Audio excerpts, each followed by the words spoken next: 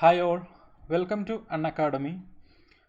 ഇന്ന് നമുക്ക് നമ്മുടെ മൂന്നാമത്തെ സെഷനാണ്. അപ്പോൾ കഴിഞ്ഞ 2 സെഷനുകൾ നിങ്ങൾ കാണുക.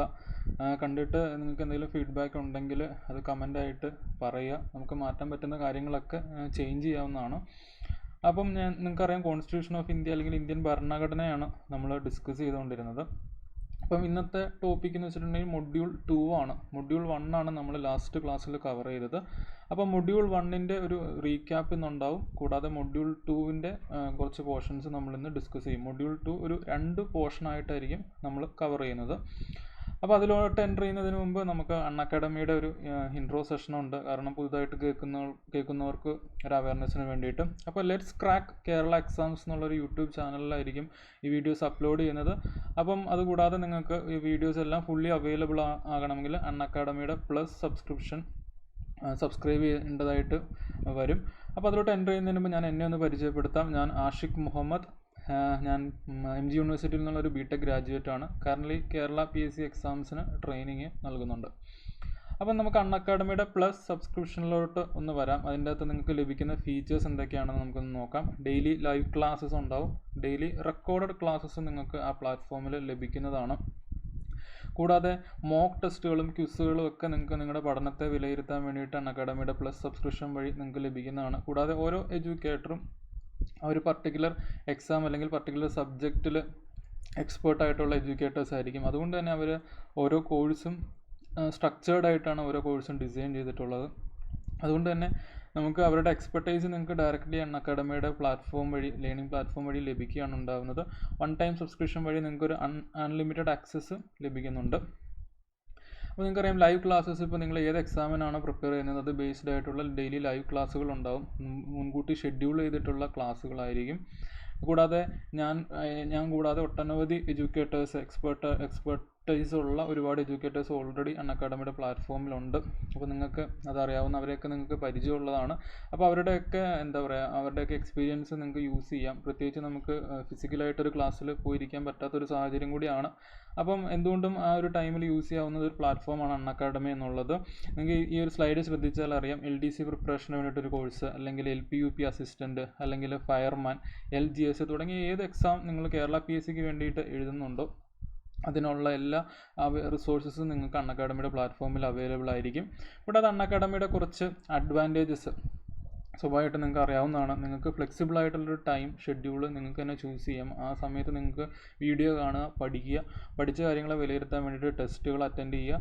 ഒരു ലാംഗ്വേജ് ബാരിയർ നിങ്ങൾ ഒട്ടും എക്സ്പെക്ട് ചെയ്യേണ്ട കാര്യമില്ല. കാരണം മലയാളത്തിൽ തന്നെയാണ് കേരള PSC എക്സാംസിനുള്ള ക്ലാസ്സുകൾ കൂടുതലും അൺ അക്കാഡമിയുടെ പ്ലാറ്റ്ഫോമിൽ നടന്നുകൊണ്ടിരിക്കുന്നത്. കൂടാതെ നിങ്ങൾക്ക് നിങ്ങളുടെ എഡ്യൂക്കേറ്ററുമായിട്ട് ഇൻട്രാക്ട് ചെയ്യാനുള്ള അവസരങ്ങളും പ്ലാറ്റ്ഫോം വഴി ലഭിക്കുന്നുണ്ട്. അതുവഴി ഡൗട്ടുകൾ ക്ലിയർ ചെയ്യുക തുടങ്ങിയ കാര്യങ്ങളൊക്കെ നിങ്ങൾക്ക് ഈ പ്ലാറ്റ്ഫോം വഴി സാധ്യമാവും. അതായത് ഒരു ഫിസിക്കലായിട്ട് നിങ്ങൾ ഒരു ക്ലാസ്സിൽ പോകുമ്പോൾ നിങ്ങൾക്ക് എന്തൊക്കെ ഫെസിലിറ്റി കിട്ടുന്നോ അതിലൊട്ടും കുറവ് വരുന്നില്ല. എന്തെങ്കിലും കൂടുതൽ കിട്ടിയാലേ ഉള്ളൂ.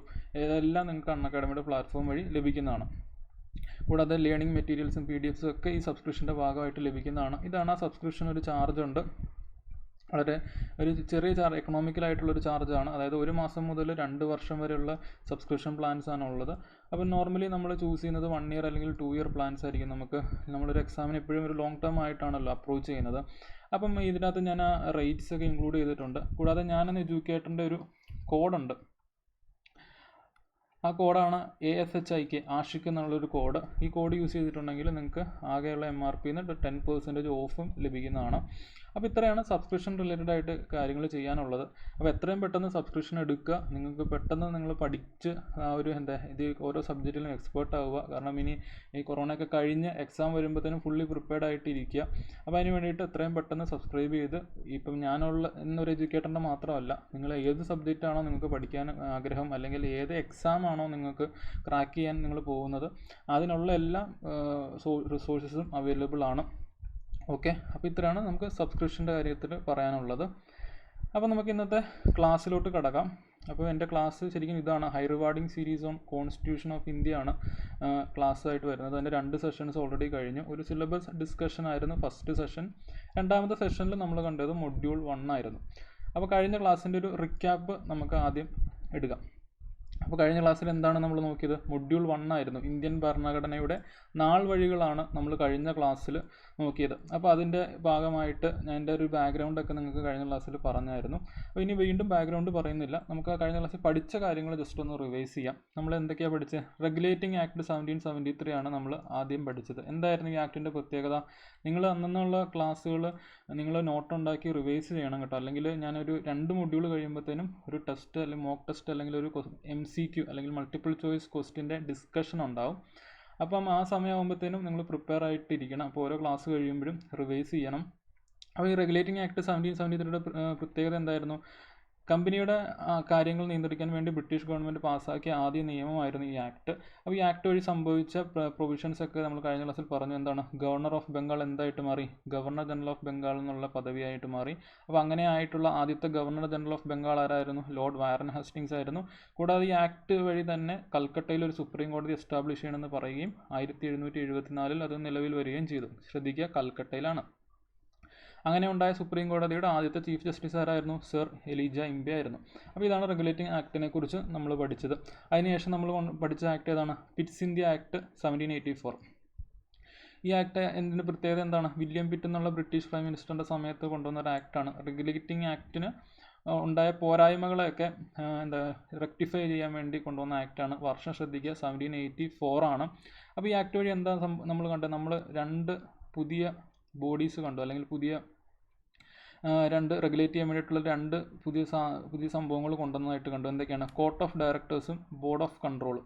അതായത് കമ്പനിയുടെ പൊളിറ്റിക്കൽ കാര്യങ്ങളെയും കൊമേഴ്ഷ്യൽ കാര്യങ്ങളെയും വേർതിരിച്ചു എന്നിട്ട് കോർട്ട് ഓഫ് ഡയറക്ടേഴ്സിനെ കൊമേഴ്ഷ്യൽ കാര്യങ്ങൾക്കും ബോർഡ് ഓഫ് കൺട്രോൾ പൊളിറ്റിക്കൽ കാര്യങ്ങളും നിയന്ത്രിക്കാൻ തീരുമാനിച്ചു. ബോർഡ് ഓഫ് കൺട്രോളിന് 6 മെമ്പേഴ്സ് ഉണ്ടെന്ന് നമ്മൾ കണ്ടു. കൂടാതെ കമ്പനിയുടെ ടെറിട്ടറി ഇനി മുതൽ ബ്രിട്ടീഷ് പൊസഷൻസ് ഇൻ ഇന്ത്യ എന്നും അറിയപ്പെടാൻ തുടങ്ങും എന്ന് നമ്മൾ ഈ ആക്ട് വഴി പഠിച്ചു. അതിനുശേഷം നമ്മൾ പഠിച്ചത് എന്താണ്?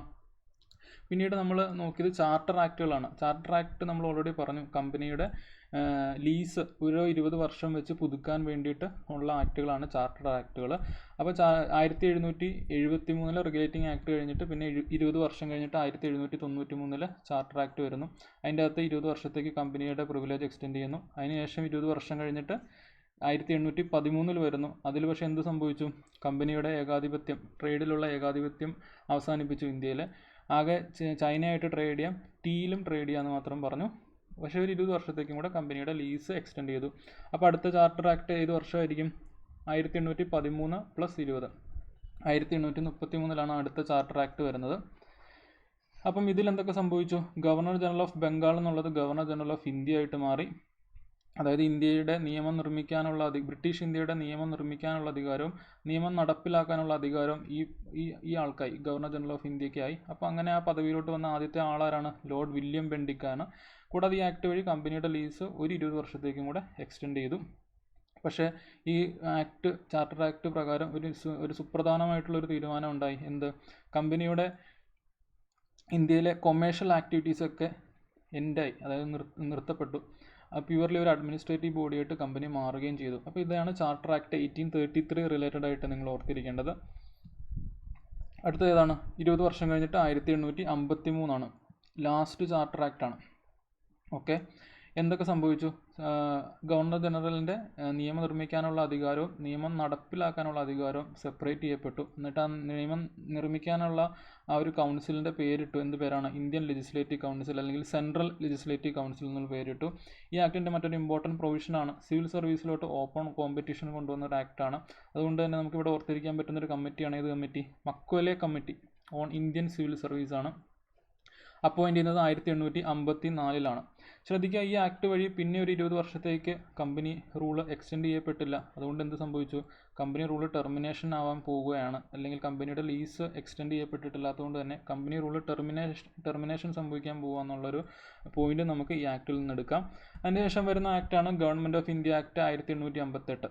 അതായത് ആക്ടിൻ്റെ ഹെഡിങ് മാറിയില്ലേ? എന്തുകൊണ്ടാണ് 1858 ബ്രിട്ടീഷ് ഗവൺമെൻറ് ഇന്ത്യയുടെ ഭരണം ഡയറക്റ്റ് ഏറ്റെടുത്തു. അതായത് കമ്പനി റൂൾ അവസാനിച്ചിരിക്കുന്നു. അതായത് അതിനുള്ള ബാക്ക്ഗ്രൗണ്ട് എന്താണ്? ഷിപ്പായി ലഹള അല്ലെങ്കിൽ 1857 റിവോൾട്ട് അല്ലെങ്കിൽ first war of Indian independence എന്ന് നമ്മൾ വിളിക്കുന്ന ഒരു സംഭവം നടന്നു. അതിനുശേഷമാണ് ബ്രിട്ടീഷ് ഗവൺമെൻറ് ഇന്ത്യയുടെ ഭരണം ഡയറക്റ്റായിട്ട് ഏറ്റെടുക്കുന്നത്. അപ്പോൾ ഈ ആക്ടിന് മറ്റൊരു പേരും കൂടെ ഉണ്ട്, act four better government of India ആണ്. ഇതൊരു റീക്യാപ്പ് സെഷൻ ആട്ടോ, അതുകൊണ്ടാണ് സ്പീഡിൽ പറഞ്ഞു പോകുന്നത്. എന്തൊക്കെ സംഭവിച്ചു ഈ ആക്ട് കാരണം? ഈസ്റ്റ് ഇന്ത്യ കമ്പനി അബോളിഷ് ചെയ്യപ്പെട്ടു. ഗവർണർ ജനറൽ ഓഫ് ഇന്ത്യ എന്നുള്ളതിന് പേരുമാറ്റം വന്നു. എന്താണ്? വൈസ്രോയി ഓഫ് ഇന്ത്യ എന്നായി. അങ്ങനെ വന്ന ആദ്യത്തെ ആളാരാണ്? ലോർഡ് ക്യാനിങ് ആണ്. ഇനി നമ്മൾ ആദ്യം കണ്ടിട്ടുണ്ടായിരുന്ന ബോർഡ് ഓഫ് കൺട്രോളും കോർട്ട് ഓഫ് ഡയറക്ടേഴ്സും അബോളിഷ് ചെയ്യപ്പെട്ടു. കാരണം എന്താ? ഈസ്റ്റ് ഇന്ത്യ കമ്പനി അബോളിഷ് ചെയ്തു. ഈസ്റ്റ് ഇന്ത്യ കമ്പനിയെ റെഗുലേറ്റ് ചെയ്യാൻ കൊണ്ടുവന്ന 2 ബോഡീസ് ആയിരുന്നു ബോർഡ് ഓഫ് കൺട്രോളും കോർട്ട് ഓഫ് ഡയറക്ടേഴ്സും. അപ്പോൾ ഈസ്റ്റ് ഇന്ത്യ കമ്പനി അബോളിഷ് ചെയ്യപ്പെട്ടപ്പോൾ അതും അബോളിഷ് ആയിപ്പോയി. അടുത്ത അതിന് പകരം secretary of state of India എന്നൊരു പോസ്റ്റ് കൊണ്ടുവന്നു. ഇന്ത്യൻ അഡ്മിനിസ്ട്രേഷന് വേണ്ടിയിട്ട്, ബ്രിട്ടീഷ് ഇന്ത്യൻ അഡ്മിനിസ്ട്രേഷന് വേണ്ടിയിട്ട് ഒരു പോസ്റ്റ് കൊണ്ടുവന്നു. അതിനെ അസിസ്റ്റ് ചെയ്യാൻ വേണ്ടിയിട്ട് ഒരു 15 മെമ്പർ കൗൺസിൽ ഓഫ് ഇന്ത്യയും വന്നു. അപ്പോൾ 2 പോയപ്പോൾ വേറെ 2 വന്നു. അപ്പോൾ ഗവൺമെൻറ് ഓഫ് ഇന്ത്യ ആക്ട് 1858 പ്രകാരം ഇത്രയും കാര്യങ്ങൾ ഓർത്തിരിക്കാം. അതിനുശേഷം നമ്മൾ കണ്ടതാണ് ഇന്ത്യൻ കൗൺസിൽ ആക്റ്റുകൾ. അപ്പോൾ ഇന്ത്യൻ കൗൺസിൽ ആക്ട് 3 ഉണ്ടെന്ന് നമ്മൾ കഴിഞ്ഞ ദിവസം പറഞ്ഞു. ഏതൊക്കെയാണ്? 1861, 1892, 1909. അപ്പോൾ ഈ കൗൺസിൽ ആക്ട് കൊണ്ട് എന്താണ് പ്രധാനമായിട്ട് നമ്മൾ ഉദ്ദേശിക്കുന്നത്? ഈ നിയമനിർമ്മാണത്തിൽ ഇന്ത്യൻ റെപ്രസെൻറ്റേഷൻ തുടങ്ങുന്ന ഒരു സാഹചര്യമാണ് ഈ കൗൺസിൽ ആക്ടുകൾ കൊണ്ട് ഉദ്ദേശിക്കുന്നത്. അപ്പം ഈ ഇന്ത്യൻ കൗൺസിൽ ആക്ട് 1861 പ്രകാരം ഇന്ത്യൻ റെപ്രസെൻറ്റേഷൻ വൈസ്രോയുടെ ലെജിസ്ലേറ്റീവ് കൗൺസിലിലോട്ട് കൊണ്ടുവരികയാണ്. അങ്ങനെ 3 പേര് വന്നു നമ്മൾ പറഞ്ഞു. Raja of Banaras, Maharaja of Patiala, sir Dinkar Rao, ഇങ്ങനെ 3 പേര് വന്നു. ഇന്നലെ പറയാത്തൊരു പോയിന്റ് ഇന്ന് ഞാൻ പറയുകയാണ്. എന്താണ്? Prime charter of the Indian constitution എന്നറിയപ്പെടുന്ന കൗൺസിൽ ആക്ട് ഏതാണെന്ന് ചോദിച്ചിട്ടുണ്ടെങ്കിൽ ഇന്ത്യൻ കൗൺസിൽ ആക്ട് 1861 ആണ്.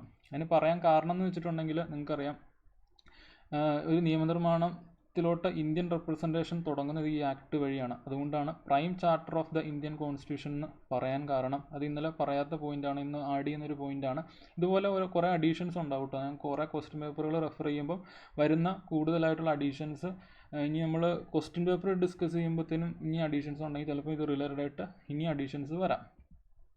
പിന്നെ നമ്മൾ കണ്ടു ഇന്ത്യൻ കൗൺസിൽ ആക്ട് 1892 പ്രകാരം ആ റെപ്രസെൻറ്റേഷൻ കൂട്ടിയെന്ന് നമ്മൾ പറഞ്ഞു.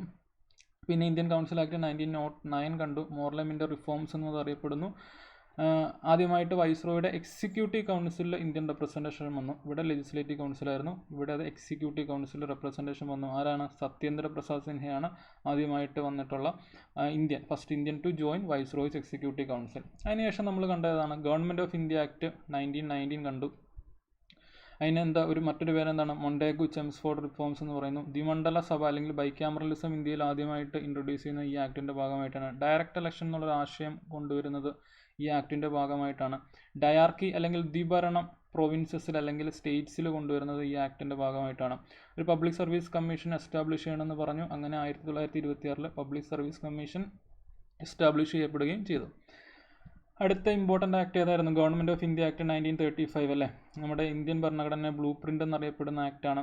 കൂടാതെ 3 ലിസ്റ്റുകളുടെ കാര്യമൊക്കെ വരുന്നത് ഈ ആക്ട് വഴിയാണ്. പ്രൊസീജിയറി പവേഴ്സ് അല്ലെങ്കിൽ അവശിഷ്ട അധികാരങ്ങൾ വരുന്നത് ഈ ആക്ട് വഴിയാണ്. കഴിഞ്ഞ ആക്ടിൽ ഇൻട്രൊഡ്യൂസ് ചെയ്ത ഡയാർക്കി അബോളിഷ് ചെയ്തു. കൗൺസിൽ ഓഫ് ഇന്ത്യ അബോളിഷ് ചെയ്യപ്പെട്ടു. പകരമല്ല പിന്നീട് reserve bank of India establish ചെയ്യണമെന്ന് ഈ ആക്ട് വഴി പറഞ്ഞു. ഫെഡറൽ കോർട്ട് സെറ്റപ്പ് ചെയ്യണമെന്ന് പറഞ്ഞു. അങ്ങനെ 1937 1 ഒക്ടോബറിൽ ഫെഡറൽ കോർട്ട് സെറ്റപ്പ് ചെയ്തു. എവിടെയാണ്? കൽക്കട്ടയല്ല, ന്യൂഡൽഹിയാണ്. അതാണ് പിന്നീട് സുപ്രീം കോടതിയായിട്ട് മാറുന്നത് 28 ജനുവരി 1950. ഓക്കെ, അപ്പോൾ ഇത്രയാണ് ഈ 1935 ആക്ടുമായിട്ട് ബന്ധപ്പെട്ട് നമ്മൾ പറഞ്ഞത്. പിന്നെ ലാസ്റ്റ് ആക്ട് ഏതാണ് നമ്മൾ പറഞ്ഞത്? Indian independence act 1947. അത് പ്രകാരം എന്ത് സംഭവിച്ചു? പാർട്ടീഷൻ സംഭവിച്ചു. വൈസ്രോയുടെ പോസ്റ്റ് അബോളിഷ് ചെയ്തു. സെക്രട്ടറി ഓഫ് സ്റ്റേറ്റ് എന്നുള്ള പോസ്റ്റും അബോളിഷ് ചെയ്തു. കൂടാതെ 2 നിയമനിർമ്മാണ സഭ അല്ലെങ്കിൽ ഭരണഘടനാ നിർമ്മാണ സഭ രൂപീകരിക്കാം എന്നും ഈ ആക്ട് വഴി പറയപ്പെടുകയുണ്ടായി. 2 എന്ന് പറയുന്നത് എന്താണ്? ഇന്ത്യ, പാകിസ്ഥാൻ 2 രാജ്യങ്ങൾക്ക് വേണ്ടിയിട്ടാണ്. അതിനുശേഷം നമ്മൾ എന്താ പറഞ്ഞത്? നമ്മുടെ ഇന്ത്യൻ സൈഡിൽ നിന്നുള്ള റെസ്പോൺസുകളല്ലേ പറഞ്ഞത്. അപ്പം ഭരണഘടനാ നിർമ്മാണ സഭ വേണമെന്ന് ആദ്യമായിട്ട് പറയുന്ന ഇന്ത്യൻ ആരായിരുന്നു? M.N. റോയ് ആയിരുന്നു. അതായത് founder of communist party of India എന്ന് അറിയപ്പെടുന്ന M.N. റോയ് ആയിരുന്നു. അദ്ദേഹത്തിൻ്റെ ഒരു ബുക്കിൻ്റെ പേര് നമ്മൾ പറഞ്ഞു, ഇന്ത്യൻ ട്രാൻസിഷൻ എന്നാണ്. അദ്ദേഹവുമായിട്ട് ബന്ധപ്പെട്ട പ്ലാനാണ് പീപ്പിൾസ് പ്ലാൻ. 1945 അതിനുശേഷം ഒരു പൊളിറ്റിക്കൽ പാർട്ടി ഭരണഘടനാ നിർമ്മാണ സഭ എന്ന ഡിമാൻഡ് കൊണ്ടുവന്നത് ആദ്യത്തെ പൊളിറ്റിക്കൽ പാർട്ടി സ്വരാജ് പാർട്ടി ആയിരുന്നു. സ്വരാജ് പാർട്ടിയുടെ ഫൗണ്ടേഴ്സ് അല്ലെങ്കിൽ പ്രധാനപ്പെട്ട ലീഡേഴ്സ് ആരൊക്കെയായിരുന്നു? C.R. ദാസും മോട്ടിലാൽ നെഹ്റു ആയിരുന്നു. അതിനുശേഷം നമ്മൾ സ്വാഭാവികമായിട്ടും ആരായിരിക്കും ഡിമാൻഡ് വരുന്നത്? INC ആയിരിക്കും, ഇന്ത്യൻ നാഷണൽ കോൺഗ്രസ് ആയിരിക്കും. അപ്പോൾ അവരുടെ 3 ഇമ്പോർട്ടൻറ്റ് സെഷൻസ് ആണുള്ളത്. ബോംബെ സെഷൻ 1934 അവരതിനെക്കുറിച്ച് ഡിസ്കസ് ചെയ്തു. ആ സെഷൻ്റെ പ്രസിഡൻ്റ് ആരായിരുന്നു? രാജേന്ദ്ര പ്രസാദ് ആയിരുന്നു. അവർ ഒഫീഷ്യലി ആ ഡിമാൻഡ് മുന്നോട്ട് കൊണ്ടുവരുന്നത്, അതായത് ഒരു ഭരണഘടനാ നിർമ്മാണ സഭ വേണമെന്നുള്ള ഡിമാൻഡ് ഒഫീഷ്യലി കൊണ്ടുവരുന്നത് ഫൈസ്പൂർ സെഷനിലാണ്. 1937 പ്രസിഡന്റ് ജവഹർലാൽ നെഹ്റു ആയിരുന്നു. ഇതിന് മറ്റൊരു പ്രത്യേകതയും കൂടെ ഉണ്ട്. First session to be held in a village ആണ്. ഇതേ ആവശ്യം വീണ്ടും കൊണ്ടുവന്നു തൊട്ടടുത്ത വർഷത്തിലെ സെഷനിൽ. ഏത് സെഷനാണ്? Haripura session 1938. Haripura session president ആരായിരുന്നു? സുഭാഷ് ചന്ദ്രബോസ് ആയിരുന്നു. അപ്പോൾ ഈ കാര്യങ്ങളൊക്കെ നമ്മൾ ഇന്നലെ ഡിസ്കസ് ചെയ്തതാണ്. ഇനി ബ്രിട്ടീഷുകാരുടെ ഭാഗത്തു നിന്നുള്ള തിരിച്ചുള്ള റെസ്പോൺസുകളാണ് നമ്മൾ പിന്നെ നോക്കിയത്. എന്തൊക്കെയായിരുന്നു? ഓഗസ്റ്റ് ഓഫർ 1940 വർഷം ശ്രദ്ധിക്കുക. അവർ നമുക്ക് ഡൊമിനിയൻ സ്റ്റാറ്റസ് ഓഫർ ചെയ്തു, പക്ഷേ നമ്മൾ റിജക്റ്റ് ചെയ്തു. ലോർഡ് ലിൻലിത്ഗോ ആയിരുന്നു ആ സമയത്ത് വൈസ്രോയ്. അതിനുശേഷം വന്ന ഓഫറാണ് ക്രിപ്സ് മിഷൻ 1942. അതും മുസ്ലിം ലീഗ് റിജക്റ്റ് ചെയ്തു. അതുകൊണ്ട് അതൊന്നും എഫക്റ്റീവ് ആയില്ല. ലാസ്റ്റ് എന്ത് പ്രകാരമാണ് നമ്മുടെ രാജ്യത്ത് ഒരു ഭരണഘടനാ നിർമ്മാണ സഭ രൂപീകരിക്കാൻ സാഹചര്യം ഉണ്ടായത്? ഏറ്റവും ഇമ്പോർട്ടൻ്റ് ആണ്, ക്യാബിനറ്റ് മിഷനാണ്. അപ്പോൾ ബ്രിട്ടീഷ് പ്രധാനമന്ത്രിയായിട്ടുള്ള ക്ലെമന്റ് അറ്റ്ലി അദ്ദേഹത്തിൻ്റെ ക്യാബിനറ്റിലെ 3 ക്യാബിനറ്റ് മെമ്പേഴ്സിനെ ഇന്ത്യയിലോട്ട് അയച്ചു. ആരൊക്കെയാണ്? Pethick Lawrence, Stafford Cripps, AV Alexander. Pethick Lawrence ആയിരുന്നു ഈ ക്യാബിനറ്റ് മിഷൻ്റെ ചെയർമാൻ. അതും കൂടെ ഓർത്തിരിക്കാം. അപ്പോൾ ക്യാബിനറ്റ് മിഷൻ ഡൽഹിയിൽ എത്തുന്നത് മാർച്ച് 24, 1946 അവരവരുടെ പ്ലാൻ പബ്ലിഷ് ചെയ്യുന്നത് 16 മെയ് 1946. അപ്പോൾ ക്യാബിനറ്റ് മിഷന് പാർട്ടീഷൻ്റെ കാര്യത്തിലൊന്നും ഒരു തീരുമാനം കൊണ്ടുവരാൻ കഴിഞ്ഞില്ല. എന്നിരുന്നാലും കോൺസ്റ്റിറ്റ്യൂഷണൽ പ്രോബ്ലത്തിനൊരു സൊല്യൂഷൻ കൊണ്ടുവരാൻ ക്യാബിനറ്റ് മിഷന് കഴിഞ്ഞു. അതായത് ഒരു ഭരണഘടനാ നിർമ്മാണ സഭ രൂപീകരിക്കാം എന്നുള്ളൊരു അവസ്ഥ ക്യാബിനറ്റ് മിഷന് കൊണ്ടുവരാൻ കഴിഞ്ഞു. ആ സമയത്ത് വൈസ്രോയുടെ പേരും കൂടെ ഓർത്തിരിക്കുക, ലോർഡ് വേവലാണ്. അപ്പോൾ മുസ്ലിം ലീഗും കോൺഗ്രസും ഈ മിഷൻ അക്സെപ്റ്റ് ചെയ്തു. പക്ഷേ പിന്നീട് മുസ്ലിം ലീഗ് വിത്ഡ്രോ ചെയ്യുന്നൊരു സാഹചര്യം ഉണ്ടായി. പക്ഷേ എന്നിരുന്നാലും ജൂലൈ 1946 എലക്ഷൻസ് നടന്നു പ്രൊവിൻഷ്യൽ അസംബ്ലീസിലോട്ട്. അപ്പോൾ പ്രൊവിൻഷ്യൽ അസംബ്ലീസിലോട്ട് നമുക്കിപ്പം നമ്മുടെ സ്റ്റേറ്റ്സിലൊക്കെ നടക്കുന്ന ഇലക്ഷൻ പോലെ ഡയറക്റ്റ് ഇലക്ഷൻ ആയിരുന്നു. എന്നിട്ട് ഈ ഇലക്ഷൻ വഴി തിരഞ്ഞെടുക്കുന്ന ജനപ്രതിനിധികളായിരിക്കും ഭരണഘടനാ നിർമ്മാണ സഭയിലോട്ടുള്ള ആളുകളെ എലക്ട് ചെയ്യുന്നത്. അതായത് ഒരു ഇൻഡയറക്റ്റ് ഇലക്ഷൻ ആയിരിക്കും. അപ്പോൾ അതാണ് ശരിക്കും നമ്മൾ സെക്കൻഡ് മൊഡ്യൂൾ സ്റ്റാർട്ട് ചെയ്യുന്നത്. അപ്പോൾ ഫസ്റ്റ് മൊഡ്യൂളിൻ്റെ ഒരു റിക്യാപ്പായിരുന്നു നമ്മൾ എടുത്തിരുന്നത്. അപ്പോൾ നിങ്ങളത് പഠിച്ച് പോവുക. ഇനി നമ്മൾ സെക്കൻഡ് മൊഡ്യൂളിലോട്ടാണ് പോകുന്നത്. ഭരണഘടനയുടെ നിർമ്മാണമാണ്. അപ്പോൾ ശ്രദ്ധിക്കുക, ഈ സെഷൻ ഇന്ന് നമ്മൾ നോക്കുന്നത് ഭരണഘടനാ നിയമനിർമ്മാണ സഭയുടെ രൂപീകരണം കാര്യങ്ങൾ നോക്കും, മലയാളി അംഗങ്ങൾ നോക്കും, കമ്മിറ്റികൾ നോക്കും, ഭരണഘടനയിലെ ഭാഗങ്ങളും പട്ടികകളും നോക്കും ഇന്നത്തെ സെഷനിൽ. ബാക്കി 2 കാര്യങ്ങൾ അടുത്ത സെഷനിലായിരിക്കും നോക്കുന്നത്. അപ്പം നമുക്ക് നിർമ്മാണ സഭയിലോട്ട് പോവാം. അപ്പം ശ്രദ്ധിക്കുക, ഇപ്പോൾ ക്യാബിനറ്റ് മിഷൻ പ്ലാൻ പ്രകാരമാണ് ഇന്ത്യയിൽ ഒരു ഭരണഘടനാ നിർമ്മാണ സഭ രൂപീകരിക്കാനുള്ള ഒരു സാഹചര്യം ഉണ്ടാകുന്നത്. അപ്പോൾ അതുവഴി നമ്മൾ കണ്ടു ജൂലൈ 1946 പ്രൊവിൻസസിലോട്ട് ഇലക്ഷൻ നടന്നതായിട്ട് നമ്മൾ കഴിഞ്ഞ സ്ലൈഡിൽ കണ്ടു. അപ്പോൾ ഈ ഇലക്ഷൻ വഴി പ്രൊവിൻസസിലോട്ട് ജനപ്രതിനിധികളെ തിരഞ്ഞെടുക്കുകയാണ് ചെയ്യുന്നത്. അപ്പോൾ അതുവഴി അവരാണ് പിന്നീട് ഭരണഘടനാ നിർമ്മാണ സഭയിലോട്ട് ആളുകളെ ഇൻഡയറക്റ്റ് ആയിട്ട് എലക്ട് ചെയ്യുന്നത്. അപ്പം ഭരണഘടനാ നിർമ്മാണ സഭയിൽ ആകെ കണക്കാക്കി കഴിഞ്ഞപ്പോൾ ഉണ്ടായിരുന്ന സീറ്റ് 389 സീറ്റാണ്. ഇത് പോപ്പുലേഷൻ വെച്ചിട്ട് അസസ് ചെയ്തിട്ടുള്ള ഒരു സീറ്റാണ്. അതായത് ഈ നമ്പർ ഇമ്പോർട്ടൻ്റ് ആണ്. ഭരണഘടനാ നിർമ്മാണ സഭയിൽ ആകെ ഉണ്ടായിരുന്ന സീറ്റുകളുടെ എണ്ണം, അതായത് 389 സീറ്റുകളിലോട്ടായിരുന്നു മത്സരം ഉണ്ടായിരുന്നത്. അപ്പോൾ അതിൻ്റെ അകത്ത് തന്നെ ബ്രിട്ടീഷ് ഇന്ത്യയുടെ ഭാഗമായിട്ടുള്ള പ്രൊവിൻസസ് ഉണ്ട്, അത് 296. പ്രിൻസ്ലി സ്റ്റേറ്റ് അല്ലെങ്കിൽ നാട്ടുരാജ്യങ്ങൾ ഭാഗമായിട്ട് 93 സ്റ്റേറ്റ്സും ഉണ്ടായിരുന്നു. അതായത് 296, 93 അങ്ങനെയാണ് 389 വരുന്നത്. അപ്പോൾ അത് ഓർത്തിരിക്കാമല്ലോ. 389 സീറ്റ് ഉണ്ടായിരുന്നു, 296 ബ്രിട്ടീഷ് ഇന്ത്യ, പ്രിൻസ്ലി സ്റ്റേറ്റ്സിൻ്റെ 93 സ്റ്റേറ്റ്. ഇനി 296 തന്നെ ഒരു ഡിവിഷനും കൂടെ വരുന്നുണ്ട് കേട്ടോ. ഇത് ചില ചോദ്യപേപ്പറിൽ കാണാറുണ്ട്, ചില മോക്ക് ചോദ്യപേപ്പറിലൊക്കെ കാണാറുണ്ട്. 296 292 ബ്രിട്ടീഷ് ഗവർണേഴ്സ് പ്രൊവിൻസ് ആയിരുന്നു. അതായത് ബ്രിട്ടീഷ് ഗവർണർമാരുടെ കീഴിലുണ്ടായിരുന്ന പ്രൊവിൻസുകളായിരുന്നു. ഒരു 4 ചീഫ് കമ്മീഷണറുടെ കീഴിലുള്ള പ്രൊവിൻസ് ആയിരുന്നു, അല്ലെങ്കിൽ പ്രവിശ്യ ആയിരുന്നു. അപ്പോൾ ആ ഒരു ഡിവിഷനും കൂടെ നിങ്ങൾ ഓർത്തിരിക്കാം. ഇത് പ്യൂർലി നമ്പേഴ്സാണ് ഈ ഒരു ഏരിയയിൽ വരുന്നത്. പക്ഷേ ചില നമ്പേഴ്സൊക്കെ ഇമ്പോർട്ടൻ്റ് ആണ്. 389 സീറ്റാണെന്നുള്ളത് ഓർക്കുക. ബ്രിട്ടീഷ് ഇന്ത്യയുടെ കീഴിൽ 296, പ്രിൻസ്ലി സ്റ്റേറ്റിൻ്റെ കീഴിൽ 93 സീറ്റുകളുമാണ് ഉണ്ടായിരുന്നത്. അപ്പം ജൂലൈ ഓഗസ്റ്റ് 1946 ഇലക്ഷൻ നടക്കുന്നത്.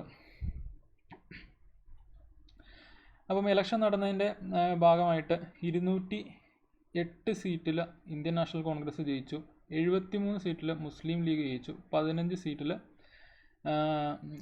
സ്വതന്ത്രമായിട്ടുള്ള കാൻഡിഡേറ്റ്സ് ജയിച്ചു. പക്ഷേ ഒരു സംഭവം ഉണ്ടായി. നമ്മൾ ശ്രദ്ധിക്കുക, ഈ ഭരണഘടനാ നിർമ്മാണ സഭയിലോട്ട് ഈ സീറ്റ്സ് ഫില്ല് ചെയ്യാൻ വേണ്ടിയിട്ട് 2 പ്രക്രിയകൾ നടന്നിട്ടുണ്ട്. ഒന്ന് എലക്ഷൻ, 2 നോമിനേഷൻ. എലക്ഷൻ തന്നെയാണെങ്കിലും ഇൻഡയറക്റ്റ് ഇലക്ഷനാണ്, അതായത് നമ്മൾ തിരഞ്ഞെടുക്കുന്ന പ്രതിനിധികളാണ് ഈ ഭരണഘടനാ നിർമ്മാണ സഭയിലോട്ടുള്ള പ്രതിനിധികളെ തിരഞ്ഞെടുക്കുന്നത്. അപ്പോൾ എലക്ഷൻ ഉണ്ടായിരുന്നു, നോമിനേഷൻ ഉണ്ടായിരുന്നു. നോമിനേഷൻ എന്ന് പറഞ്ഞാൽ നാമനിർദ്ദേശം ചെയ്യുക. അതായത് ഈ പ്രിൻസിലി സ്റ്റേറ്റ്സിൻ്റെ കാര്യത്തിൽ ഇവർക്ക് നോമിനേഷൻ ആയിരുന്നു. അതായത് പ്രിൻസിലി സ്റ്റേറ്റ്സിൻ്റെ ഹെഡുകൾക്ക് നാമനിർദ്ദേശം ചെയ്യായിരുന്നു. പക്ഷേ തുടക്ക സമയത്ത് ഈ 93 നാട്ടുരാജ്യങ്ങൾ വിട്ടു നിൽക്കുകയുണ്ടായി. അതായത് അവർ ഇതിനകത്ത് ഭരണഘടനാ നിർമ്മാണ സഭയുടെ ഭാഗമാകാൻ അവർ ആഗ്രഹിച്ചിരുന്നില്ല ഇനീഷ്യലി. അതുകൊണ്ട് എത്ര പോസ്റ്റായിരിക്കും ഉണ്ടാവുള്ളൂ? 296 ആകെ ഉണ്ടാവുള്ളൂ. കാരണം ഈ 93 പേര് ആദ്യം 93 നാട്ടുരാജ്യങ്ങൾ വിട്ടു നിൽക്കുകയാണ് ഉണ്ടായത്. അങ്ങനെ ഇലക്ഷൻ കഴിഞ്ഞ് നമ്മൾ കണ്ടു INC വിജയിച്ചു എന്നൊക്കെ നമ്മൾ കണ്ടു. അങ്ങനെ ക്യാബിനറ്റ് മിഷൻ പ്ലാൻ്റെ പ്രകാരം ഭരണഘടനാ നിർമ്മാണ സഭ അല്ലെങ്കിൽ കോൺസ്റ്റിറ്റ്യൂവൻ്റ് അസംബ്ലി സെറ്റപ്പ് ചെയ്യുന്ന ഇത് 6 ഡിസംബർ 1946 ഈ ഡേറ്റ് ഇമ്പോർട്ടൻ്റ് ആണ്.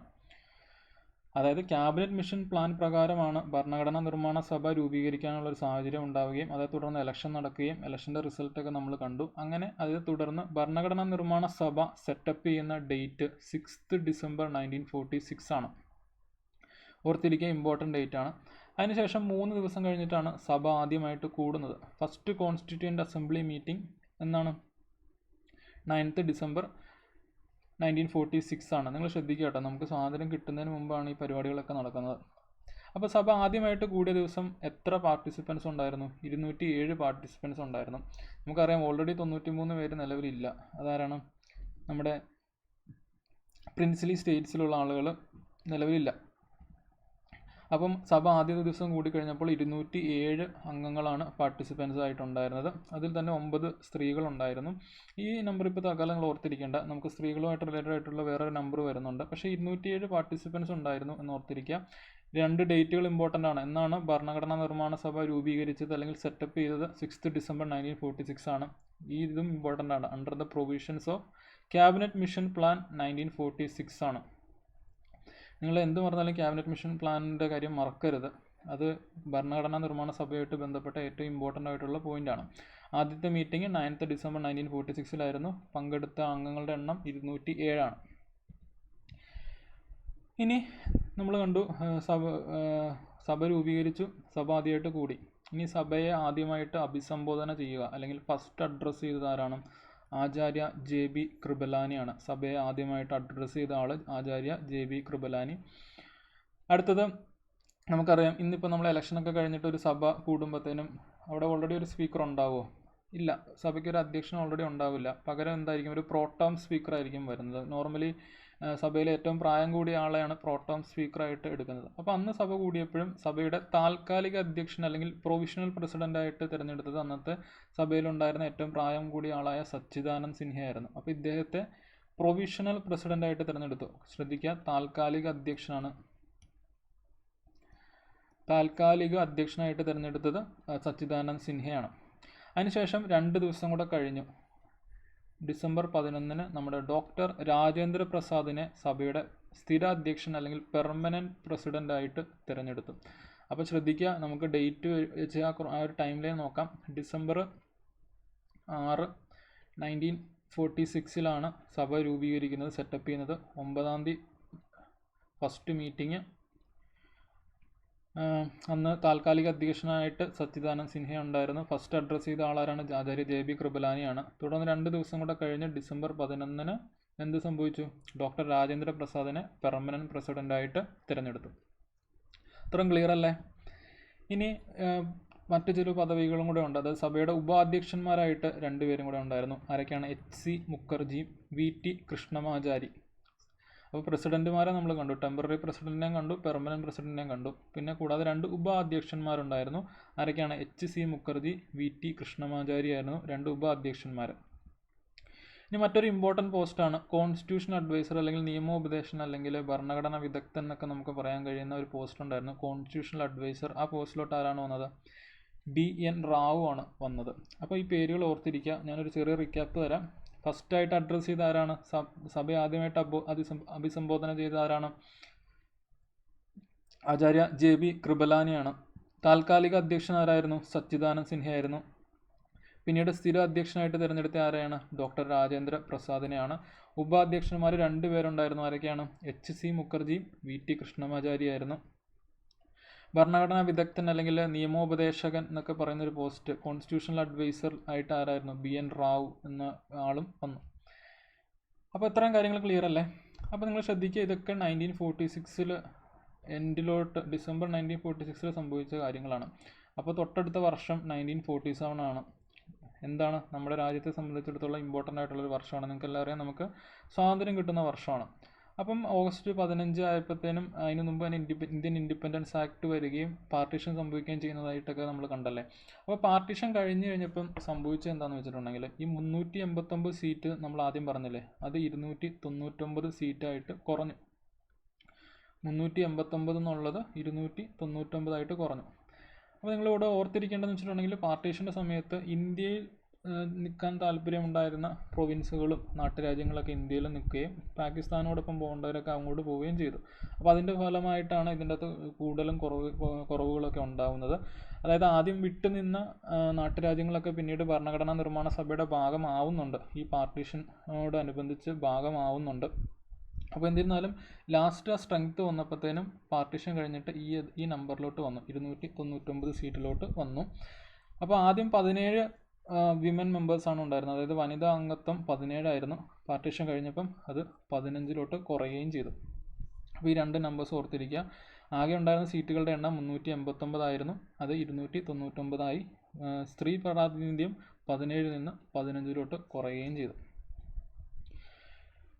ഇനി നമ്മുടെ ഇതിൻ്റെ അകത്തുള്ള കുറച്ച് മലയാളി ആളുകളുണ്ട്, അവരെക്കുറിച്ചിട്ടാണ് നമ്മൾ പഠിക്കുന്നത്. അപ്പോൾ ഞാൻ ഓൾറെഡി പറഞ്ഞു, ആകെ 17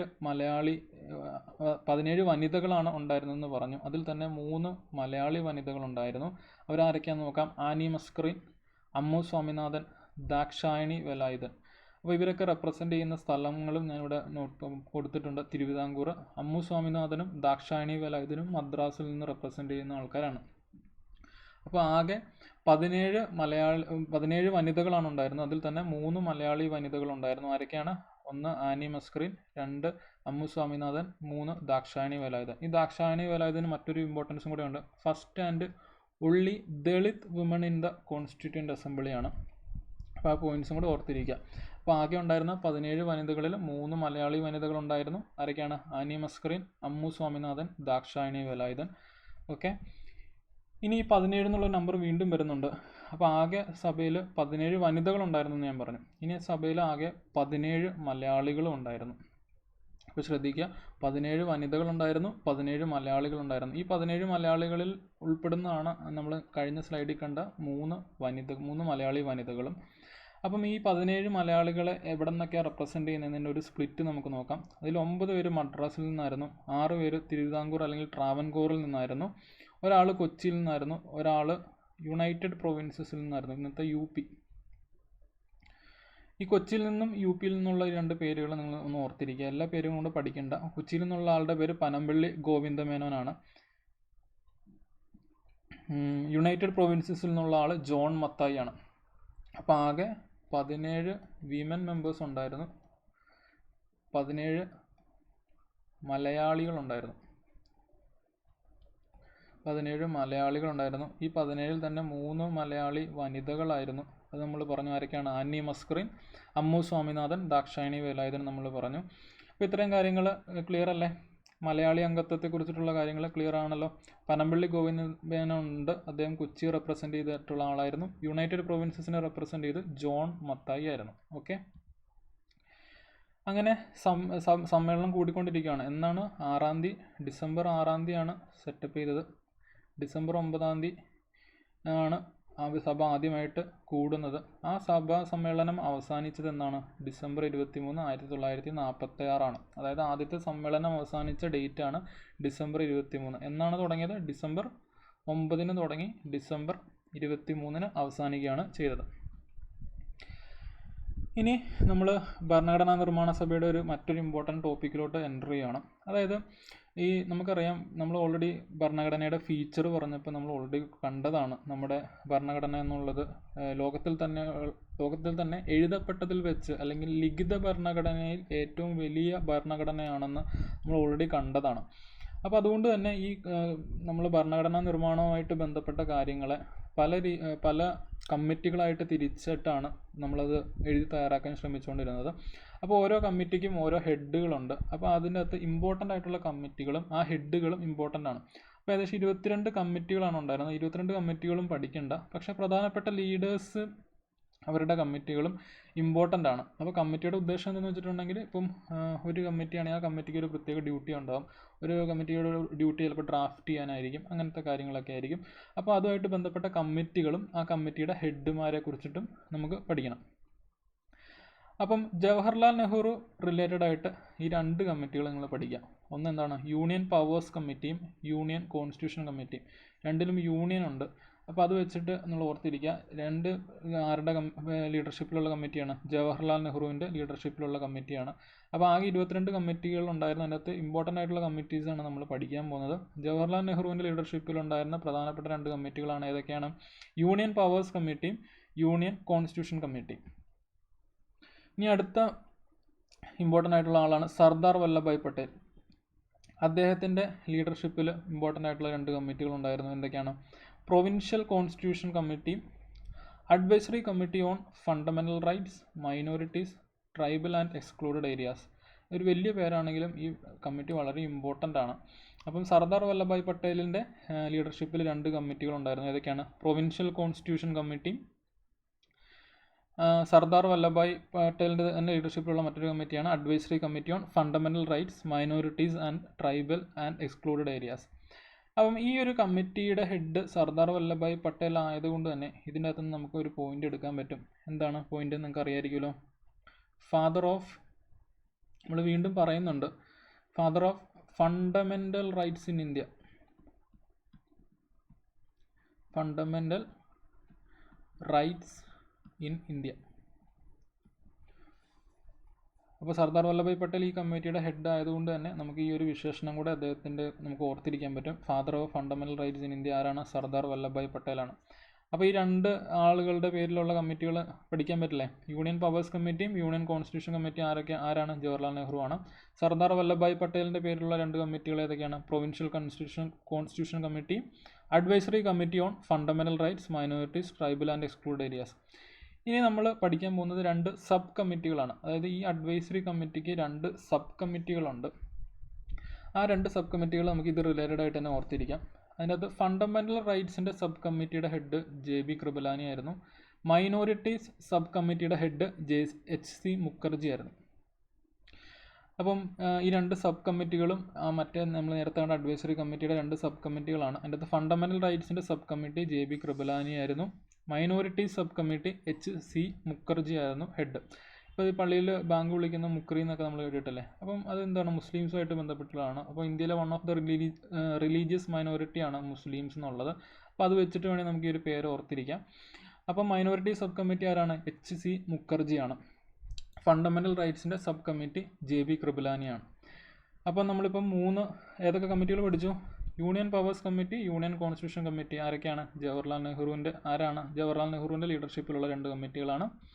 സർദാർ വല്ലഭായ് പട്ടേലിൻ്റെ കീഴിലുള്ള 2 കമ്മിറ്റികൾ ഏതൊക്കെയാണ്? പ്രൊവിൻഷ്യൽ കോൺസ്റ്റിറ്റ്യൂഷൻ കമ്മിറ്റിയും advisory committee on fundamental rights, minorities, tribal and excluded areas ആണ്. ഓക്കെ, അടുത്ത 2 സബ് കമ്മിറ്റികളാണ് നമ്മൾ കണ്ടത്. ഏതൊക്കെയാണ്? ഫണ്ടമെൻ്റൽ റൈറ്റ്സിൻ്റെ സബ് കമ്മിറ്റി, മൈനോറിറ്റീസിൻ്റെ സബ് കമ്മിറ്റി. ഫണ്ടമെൻ്റൽ റൈറ്റ്സിൻ്റെ സബ് കമ്മിറ്റി JB കൃപലാനിയാണ്. മൈനോറിറ്റി സബ് കമ്മിറ്റി HC മുഖർജിയാണ്. ഇനി അടുത്ത ഡോക്ടർ രാജേന്ദ്ര പ്രസാദിൻ്റെ നേതൃത്വത്തിലുള്ള 2 കമ്മിറ്റികളുണ്ട്. അപ്പോൾ നമുക്കറിയാം അദ്ദേഹമാണ് പെർമനൻറ്റ് പ്രസിഡൻറ്റ്. സ്വാഭാവികമായിട്ടും ഒരു ബസ്സിൻ്റെ ഒരു ഡ്രൈവർ ആയിരിക്കുമല്ലോ മെയിൻ ആൾ. അപ്പം അതിനെ സ്റ്റിയർ ചെയ്യുന്ന ആളാണ് മെയിൻ ആൾ. അപ്പം പെർമനൻറ്റ് പ്രസിഡൻ്റ് ആയതുകൊണ്ട് തന്നെ നമുക്കറിയാം സഭയെ മുന്നോട്ട് കൊണ്ടുപോകുന്നതും സ്റ്റിയർ ചെയ്യുന്നതൊക്കെ ഡോക്ടർ രാജേന്ദ്ര പ്രസാദ് ആയിരിക്കും. അതുകൊണ്ട് തന്നെ സ്റ്റിയറിംഗ് കമ്മിറ്റി ഡോക്ടർ രാജേന്ദ്ര പ്രസാദാണ്. കൂടാതെ റൂൾസ് ഓഫ് പ്രൊസീജിയർ കമ്മിറ്റിയും ഡോക്ടർ രാജേന്ദ്ര പ്രസാദാണ്. അപ്പോൾ ഇത് രണ്ടും നിങ്ങൾക്ക് റിലേറ്റഡ് ആയിട്ട് ഓർത്തിരിക്കാൻ പറ്റും. ഓക്കെ അല്ലേ? അടുത്ത കമ്മിറ്റിയാണ് എന്താ മോസ്റ്റ് ഇമ്പോർട്ടൻറ്റ് കമ്മിറ്റിയാണ്. ഈ കമ്മിറ്റി ഇല്ലെങ്കിൽ വേറെ ഒന്നും ഉണ്ടായിട്ടൊരു കാര്യമില്ല. ഏത് കമ്മിറ്റിയാണ്? ഡ്രാഫ്റ്റിംഗ് കമ്മിറ്റിയാണ്. അതായത് എന്താണ്? ഭരണഘടനയുടെ ഒരു ഡ്രാഫ്റ്റ് ഉണ്ടാക്കുന്നതുമായിട്ട് ബന്ധപ്പെട്ട കമ്മിറ്റിയാണ്. അതായത് ഏകദേശം 141 ദിവസം കൊണ്ട് BR അംബേദ്കറിൻ്റെ നേതൃത്വത്തിലുള്ള ഈ ഡ്രാഫ്റ്റിംഗ് കമ്മിറ്റി നമ്മുടെ ഭരണഘടനയുടെ ഒരു ഡ്രാഫ്റ്റ് തയ്യാറാക്കുകയുണ്ടായി.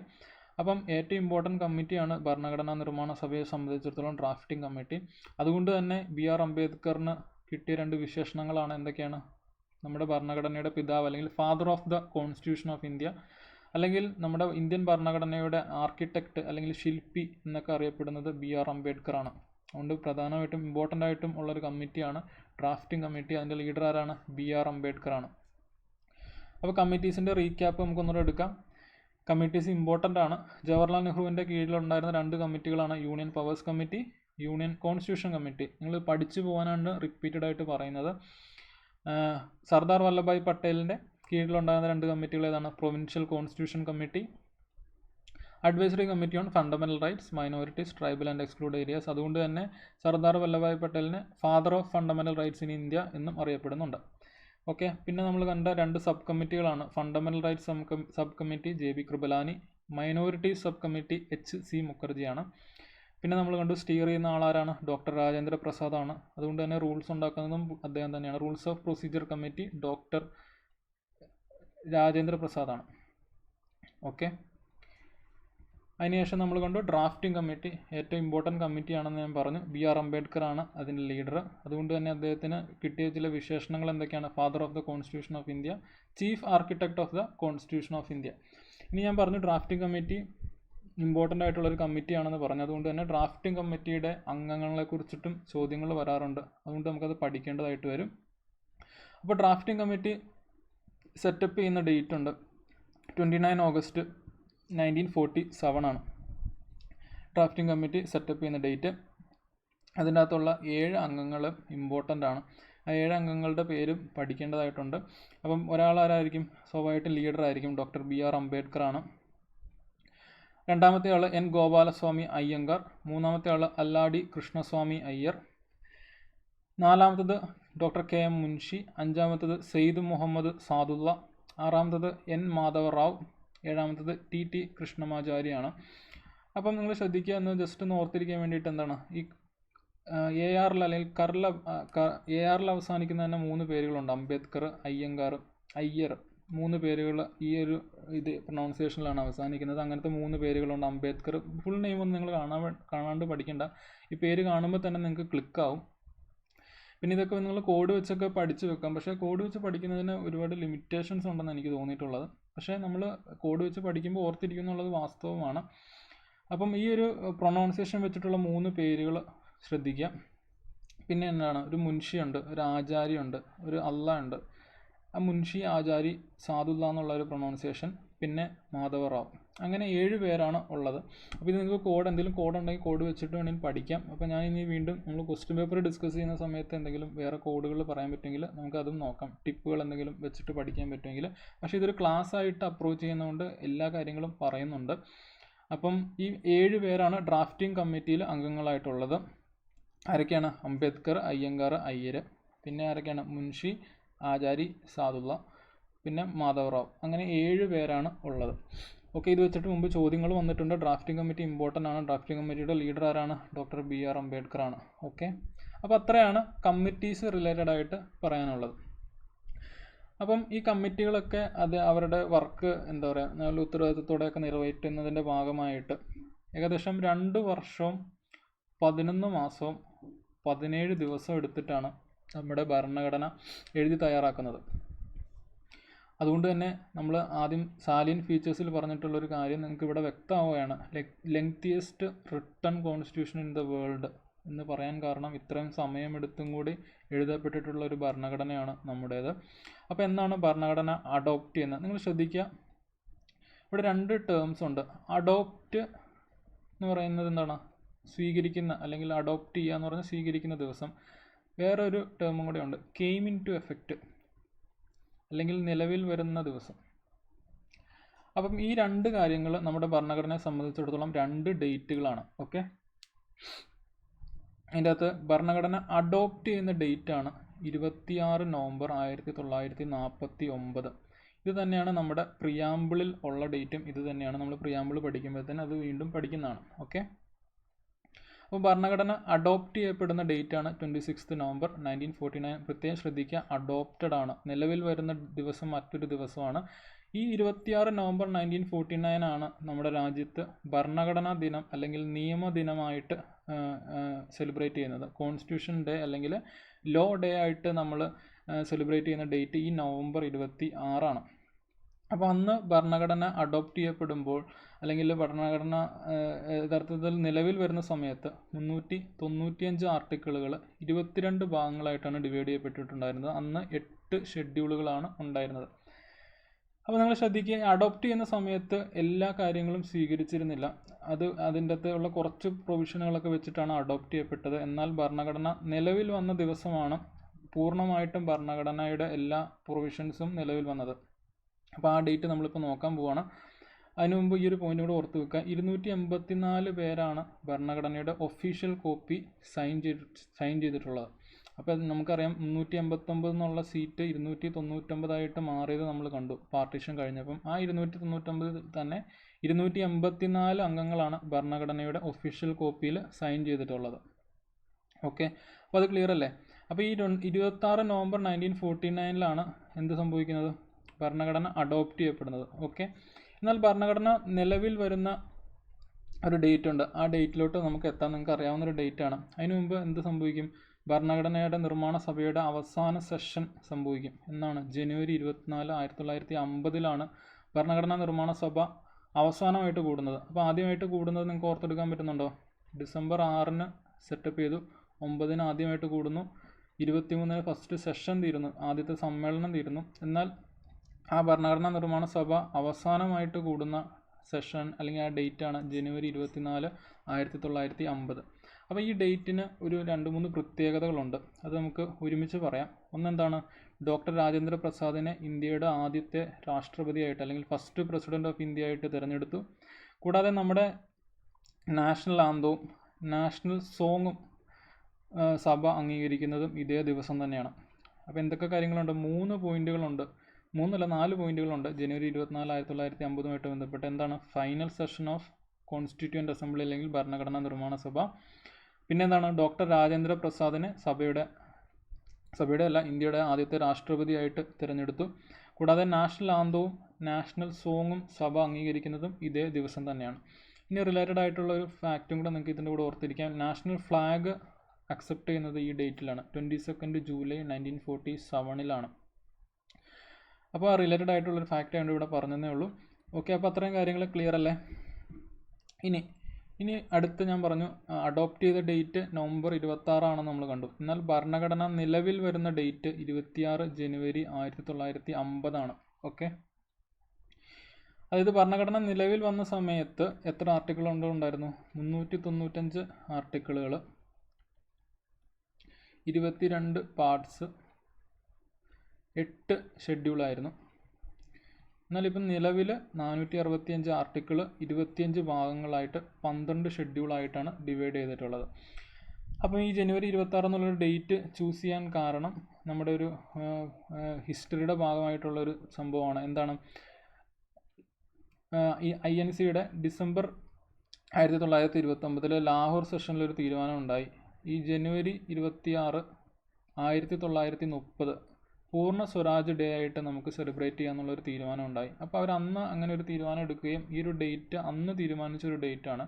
അപ്പോൾ സ്വാഭാവികമായിട്ടും ഭരണഘടന നിലവിൽ കൊണ്ടുവരാൻ പറ്റുന്നൊരു ഡേറ്റ് ആയിട്ട് അവർ പിന്നീട് ഇത് ചൂസ് ചെയ്യുന്നതേ. അതാണ് 26 ജനുവരി 1950 ഇന്ന് നമ്മൾ ഈ ഒരു ഡേറ്റിലോട്ട് വരാൻ കാരണം. അപ്പോൾ ഈ ഡേറ്റിൻ്റെ പ്രത്യേകത നമുക്കറിയാം എന്താണ്?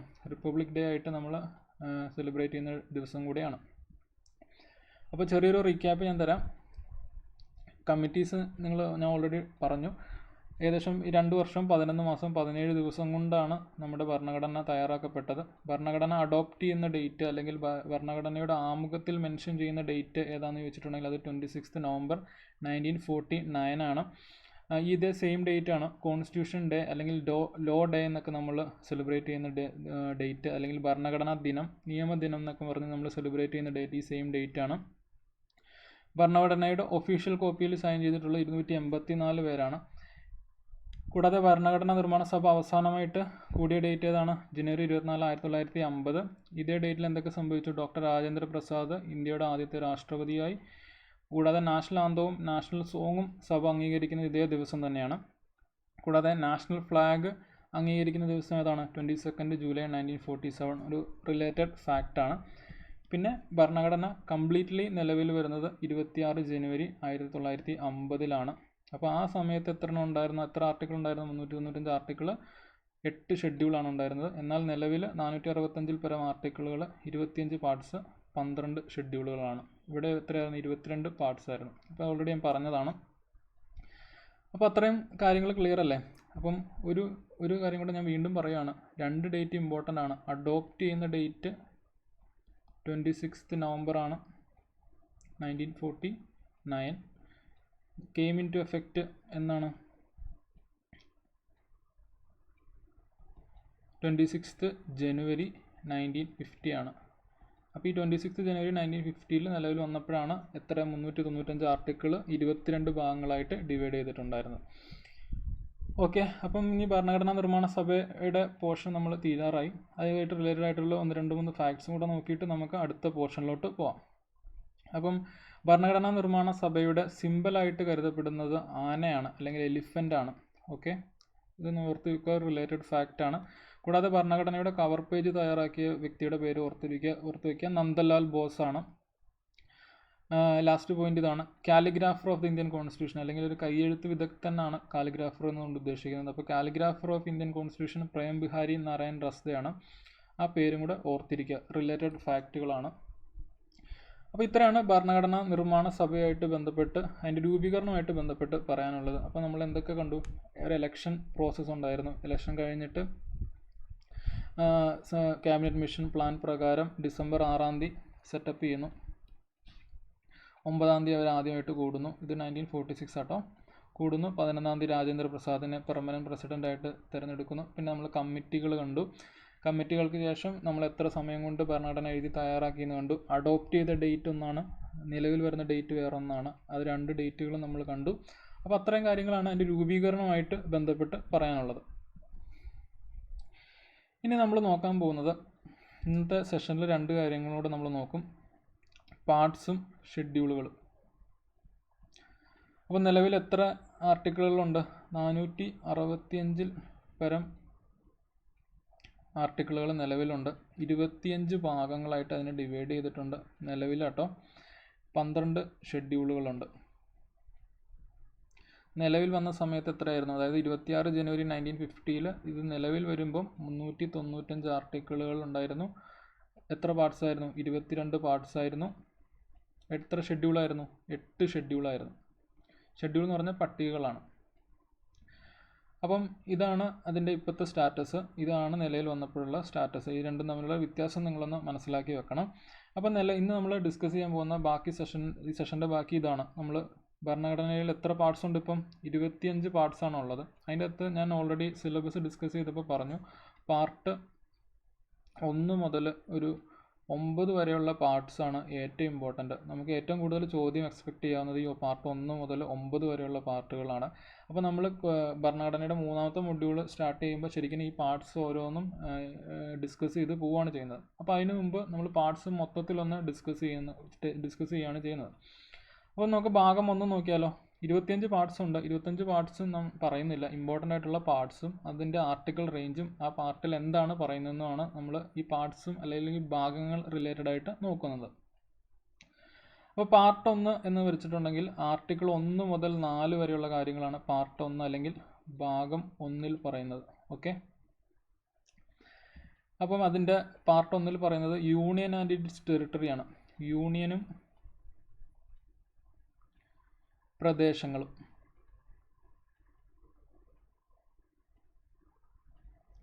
ഇതാണ് പാർട്ട് 1 പറയുന്നത്. നിങ്ങൾ ശ്രദ്ധിക്കുക, നിങ്ങളിവിടെ ഈ ആർട്ടിക്കിൾ റേഞ്ച് ഒന്ന് ഓർത്ത് വെക്കുക. ഇത് നമ്മൾ റിപ്പീറ്റഡ് ആയിട്ട് പറയുമ്പോൾ നിങ്ങൾക്ക് ഓട്ടോമാറ്റിക്കലി മനസ്സിൽ വന്നോളും. പക്ഷേ ഈ ആർട്ടിക്കിൾ റേഞ്ച് അറിഞ്ഞാൽ തന്നെ നിങ്ങൾക്കൊരു ചോദ്യം ഈസി ആയിട്ട് ക്രാക്ക് ചെയ്യാൻ പറ്റും. അപ്പോൾ പാർട്ട് 1 ആർട്ടിക്കിൾ 1 മുതൽ 4 വരെ യൂണിയൻ ആൻഡ് ഇറ്റ്സ് ടെറിട്ടറിയാണ് ആ പാർട്ടിൻ്റെ ഹെഡിങ്. അപ്പോൾ ആ 4 ആർട്ടിക്കിളെ കുറിച്ച് നമ്മൾ മൂന്നാമത്തെ മൊഡ്യൂൾ തൊട്ട് പറയുന്നതാണ്. അപ്പോൾ തൽക്കാലം ഈ ഹെഡിങ്ങും ഈ ആർട്ടിക്കിൾ റേഞ്ചും ഓർത്ത് വെക്കുക. അടുത്ത ഭാഗം 2 അല്ലെങ്കിൽ പാർട്ട് 2 ആർട്ടിക്കിൾ 5 മുതൽ 11 വരെ എന്തിനെ കുറിച്ചിട്ടാണ് പറയുന്നത്? പൗരത്വത്തെ കുറിച്ചിട്ടാണ് പറയുന്നത്, അല്ലെങ്കിൽ സിറ്റിസൺഷിപ്പ്. പൗരത്വം അല്ലെങ്കിൽ സിറ്റിസൺഷിപ്പിനെ കുറിച്ചിട്ടാണ് ഭാഗം 2-ൽ പറയുന്നത്. ഭാഗം 3 ആർട്ടിക്കിൾ 12 മുതൽ 35 വരെ എന്തിനെക്കുറിച്ചാണ് പറയുന്നത്? ഫണ്ടമെൻ്റൽ റൈറ്റ്സിനെ കുറിച്ചിട്ടാണ് പറയുന്നത്. എന്താണ്? മൗലിക അവകാശങ്ങൾ.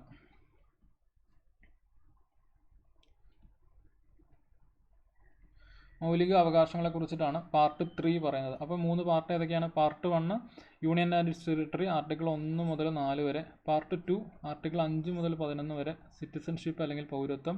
പാർട്ട് 3 ഏതാണ്? ആർട്ടിക്കിൾ 12 മുതൽ 35 വരെ ഫണ്ടമെൻ്റൽ റൈറ്റ്സ് ആണ് പറയുന്നത്, അല്ലെങ്കിൽ മൗലിക അവകാശങ്ങൾ.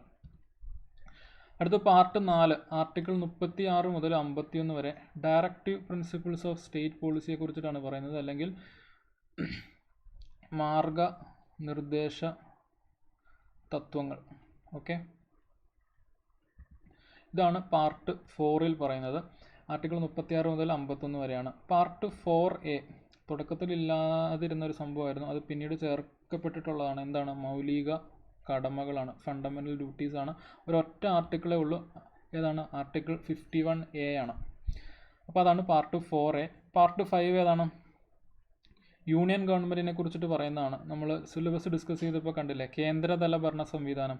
അതായത് ആർട്ടിക്കിൾ 52 മുതൽ 151 വരെയുള്ള കാര്യങ്ങളാണ് പാർട്ട് 5-ൽ പറയുന്നത്. യൂണിയൻ ഗവൺമെൻറ്റുമായിട്ട് ബന്ധപ്പെട്ടിട്ടുള്ള കാര്യങ്ങൾ എന്തൊക്കെയായിരിക്കും? യൂണിയൻ ഗവൺമെൻറ്റുമായിട്ട് ബന്ധപ്പെട്ടിട്ടുള്ള president, vice president, prime minister, council of ministers അല്ലെങ്കിൽ മന്ത്രിസഭ, AG അല്ലെങ്കിൽ അറ്റോർണി ജനറൽ, പിന്നെ യൂണിയൻ ജുഡീഷ്യറിയുടെ ഭാഗമായിട്ടുള്ള എന്താണ്? സുപ്രീം കോടതി.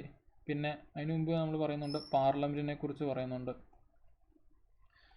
അപ്പോൾ ഈ കാര്യങ്ങളൊക്കെ പറയുന്നത് ഈ പാർട്ട് 5-ലാണ്. അപ്പോൾ ആർട്ടിക്കിൾ റേഞ്ച് ഓർത്തിരിക്കുക, 52 മുതൽ 151 വരെ. ഇപ്പോൾ നിങ്ങൾ കാണാണ്ട് പഠിക്കേണ്ട, നമ്മൾ ഓരോ പാർട്ട് വരുമ്പോഴും ഈ ആർട്ടിക്കിൾ റേഞ്ച് വീണ്ടും പറയുന്നുണ്ട്. അടുത്ത പാർട്ട് 6 നമ്മൾ സിലബസ് ഡിസ്കസ് ചെയ്തപ്പോൾ കണ്ടു, സംസ്ഥാന തല ഭരണ സംവിധാനമാണ്. ആർട്ടിക്കിൾ 152 മുതൽ 237 വരെയാണ് സ്റ്റേറ്റ് ഗവൺമെൻറ്റിനെ കുറിച്ചിട്ടാണ് പറയുന്നത്. അപ്പോൾ എന്തൊക്കെയായിരിക്കും? ഗവർണറെ കുറിച്ച് പറയും, ചീഫ് മിനിസ്റ്ററെ കുറിച്ച് പറയും, കൗൺസിൽ ഓഫ് മിനിസ്റ്റേഴ്സ് അല്ലെങ്കിൽ മന്ത്രിസഭയെ കുറിച്ച് പറയും. അറ്റോർണി ജനറൽ ആയിരുന്നു കേന്ദ്ര തലത്തിൽ. ഇവിടെ വരുമ്പോൾ ആരാണ്? അഡ്വക്കേറ്റ് ജനറലാണ്. ഇദ്ദേഹത്തെക്കുറിച്ചും പറയും. പിന്നെ സംസ്ഥാന നിയമസഭകളെ കുറിച്ച് പറയും, അതായത് സ്റ്റേറ്റ് ലെജിസ്ലേറ്റീവ് അസംബ്ലീസിനെ കുറിച്ച് പറയും. പിന്നെ എന്താണ്? സ്റ്റേറ്റ് ജുഡീഷ്യറിയുടെ ഭാഗമായിട്ട് നിൽക്കുന്ന ഹൈക്കോർട്ടിനെ കുറിച്ചും പറയും. ഓക്കെ, ഇത്രയും കാര്യങ്ങളാണ് നമ്മൾ ഈ പാർട്ട് 6-ൽ പറയുന്നത്.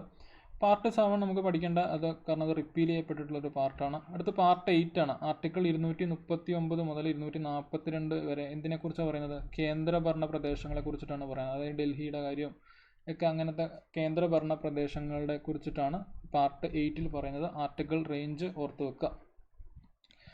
അടുത്ത പാർട്ട് 9, 9A, 9B. ഇവിടെ ഞാൻ ആർട്ടിക്കിൾ റേഞ്ച് ആയിട്ട് കൊടുത്തിട്ടുള്ള 243 to 243O, പിന്നെ 243P to 243ZG, പിന്നെ ZH to ZT. ഈ സാധനം നിങ്ങൾ പഠിക്കേണ്ട കേട്ടോ. ഈ 243 എന്നുള്ളൊരു നമ്പർ ഓർത്തിരുന്നാൽ മതി. പക്ഷെ ഞാൻ കൊടുത്തപ്പോൾ ആ ഓർഡറിൽ തന്നെ ഞങ്ങൾ കൊടുത്തെന്ന് മാത്രമേ ഉള്ളൂ. അപ്പോൾ പാർട്ട് 9-ൽ പറയുന്നത് പഞ്ചായത്തുകളെ കുറിച്ചിട്ടാണ്. പാർട്ട് 9A പറയുന്നത് മുനിസിപ്പാലിറ്റീസിനെ കുറിച്ചിട്ടാണ്. 9B പറയുന്നത് കോഓപ്പറേറ്റീവ് സൊസൈറ്റീസിനെ കുറിച്ചിട്ടാണ്. ഈ ഒരു 243 റേഞ്ചിലാണെന്ന് മാത്രം ഒന്ന് ഓർത്തിരുന്നാൽ മതി. ഓക്കെ, അപ്പോൾ ഞാൻ പറഞ്ഞു പാർട്ട് 1 മുതൽ പാർട്ട് 9 വരെയാണ് നമുക്ക് ഏറ്റവും ഇമ്പോർട്ടൻ്റ് ആയിട്ട് പഠിക്കേണ്ടതെന്ന് പറഞ്ഞു. അപ്പോൾ ഈ പാർട്ട് 1 മുതൽ 9 വരെ ഉള്ളതിൻ്റെ ഒരു ചെറിയ റീക്യാപ്പ് എടുക്കാം. എന്താണ്? Part 1 union and it's territory ആണ്, ആർട്ടിക്കിൾ 1 മുതൽ 4 വരെ. പാർട്ട് 2 സിറ്റിസൺഷിപ്പ് ആണ്, 5 മുതൽ 11 വരെ. പാർട്ട് 3 ഫണ്ടമെൻ്റൽ റൈറ്റ്സ് ആണ്, 12 മുതൽ 35 വരെ. Part 4 directive principles of state policy ആണ്, അല്ലെങ്കിൽ മാർഗനിർദ്ദേശ തത്വങ്ങളാണ്, 36 മുതൽ 51 വരെ. പാർട്ട് 4A മൗലിക കടമകൾ അല്ലെങ്കിൽ ഫണ്ടമെൻ്റൽ ഡ്യൂട്ടീസ്, ഒറ്റ ആർട്ടിക്കിളേ ഉള്ളൂ, 51A. അടുത്ത ആർട്ടിക്കിൾ 52 മുതൽ 151 വരെ യൂണിയൻ ഗവൺമെൻറ്, പാർട്ട് 5 ആണ്. പാർട്ട് 6 സ്റ്റേറ്റ് ഗവൺമെൻറ്റിനെ കുറിച്ച് പറയുന്നതാണ്, 152 മുതൽ 237 വരെ. പാർട്ട് 7 റിപ്പീൽഡ് ആണ്. പാർട്ട് 8 പറയുന്നത് കേന്ദ്രഭരണ പ്രദേശങ്ങളെ കുറിച്ചിട്ടാണ്, 239 മുതൽ 242 വരെ. പാർട്ട് 9, 9A, 9B എന്താണ്? Panchayat municipality, cooperative society. 243 ആണ് ആർട്ടിക്കിൾ റേഞ്ച് എന്നുള്ളത് ഓർത്ത് വെക്കുക. ഇനി ബാക്കി നമ്മൾ പറഞ്ഞു ടോട്ടൽ എത്ര പാർട്സ് ആണുള്ളത്? 25 പാർട്സ് ആണുള്ളത്. ഇനി നമ്മൾ ബാക്കിയുള്ളതിൽ ഇമ്പോർട്ടൻ്റ് ആയിട്ടുള്ള പാർട്സ് ആയിരിക്കും നോക്കുന്നത്. പാർട്ട് 15 ആണ്. പാർട്ട് 15 പറയുന്നത് ഇലക്ഷൻസിനെ കുറിച്ചിട്ടാണ്, അതായത് ഇലക്ഷൻ കമ്മീഷൻ അതിനൊക്കെ കുറിച്ചിട്ടൊക്കെയാണ് പറയുന്നത്. ആർട്ടിക്കിൾ 324 മുതൽ 329A വരെയാണ്. അപ്പോൾ നമ്മുടെ പ്രധാനപ്പെട്ട കണ്ടന്റിലോട്ട് എൻ്റർ ചെയ്യുന്നതിന് മുമ്പ് ഞാൻ ഈ പാർട്സ് എല്ലാം ഒന്ന് പറയുന്നതാണ് ആദ്യം. നിങ്ങൾക്ക് ഇപ്പോൾ അത് ഓർത്തിരിക്കാൻ പറ്റിയില്ലെങ്കിലും കുഴപ്പമില്ല, നമ്മളിത് റിപ്പീറ്റഡ് ആയിട്ട് പഠിക്കുമ്പോൾ നിങ്ങൾ മനസ്സിൽ ഓട്ടോമാറ്റിക്കലി വന്നോളും. അപ്പോൾ പാർട്ട് 15 എന്താണ്? ഇലക്ഷനെ കുറിച്ചിട്ടാണ്, ഓർത്തിരിക്കാം. അടുത്തത് part 16, special provisions relating to certain classes. നിങ്ങൾ ശ്രദ്ധിക്കുക, ഈ ഒരു ആർട്ടിക്കിൾ റേഞ്ച് നിങ്ങൾ വളരെ ഇമ്പോർട്ടൻ്റ് ആയിട്ട് പഠിച്ചു വെക്കുക. കാരണം ഇപ്പം ഞാൻ താഴെ കൊടുത്തിരിക്കുന്ന ഒരു ചോദ്യമുണ്ട്, പട്ടികജാതി പട്ടികവർഗ വിഭാഗങ്ങളെക്കുറിച്ച് ഭരണഘടനയുടെ ഏത് വകുപ്പിലാണ് ഉൾപ്പെടുത്തിയിരിക്കുന്നത്? ഈ ചോദ്യം തലങ്ങും വിലങ്ങും ഒക്കെ പല രീതിയിൽ PSC റിപ്പീറ്റഡ് ആയിട്ട് ചോദിച്ചിട്ടുള്ളൊരു ചോദ്യമാണ്. അപ്പം അതുകൊണ്ട് ഈ ഒരു പാർട്ട് വേറെ ഒന്നും നിങ്ങൾ പഠിക്കേണ്ട ഈ പാർട്ടിനെ കുറിച്ച്, പക്ഷേ ഈ ആർട്ടിക്കിൾ റേഞ്ച് പഠിക്കുക. അതിൻ്റെ അകത്ത് ഈ ആർട്ടിക്കിൾ റേഞ്ചിൽ വരുന്ന ഓരോ ആർട്ടിക്കിളിലും സംവരണത്തെക്കുറിച്ചും അങ്ങനത്തെ കുറേ കാര്യങ്ങളൊക്കെ പറയുന്നുണ്ട്. അത് നമ്മളത് പഠിക്കും. പക്ഷേ തൽക്കാലം ഈ ഒരു ആർട്ടിക്കിൾ റേഞ്ച് ഈ സംഭവമാണെന്നൊന്ന് ഓർത്തിരിക്കുക. അതായത് പട്ടികജാതി പട്ടികവർഗ വിഭാഗങ്ങളെക്കുറിച്ച് ഭരണഘടനയുടെ ഏത് വകുപ്പിലാണ് ഉൾപ്പെടുത്തിയിരിക്കുന്നത്. അപ്പോൾ അത് 330 മുതൽ 342 വരെയാണ്. അപ്പോൾ നമ്മൾ ഈ ഭാഗം പഠിക്കുമ്പം ഇതേ ചോദ്യം തന്നെ തിരിച്ചും ചോദിച്ചിട്ടുണ്ട്. അത് ഞാൻ ആ ചോദ്യം അപ്പം നിങ്ങളെ കാണിച്ചു തരാം. പക്ഷേ തൽക്കാലം ഇതൊന്ന് ഓർത്തിരിക്കുക. പാർട്ട് 16. അടുത്തത് പാർട്ട് 18 ആണ്. പാർട്ട് 18 എന്താണ്? എമർജൻസി പ്രൊവിഷൻസ് ആണ്. ഇന്ത്യയിൽ എത്ര തരം എമർജൻസികളുണ്ട്? 3 തരം എമർജൻസികളുണ്ട്. ഒന്നേതാണ്? National എമർജൻസിയാണ്.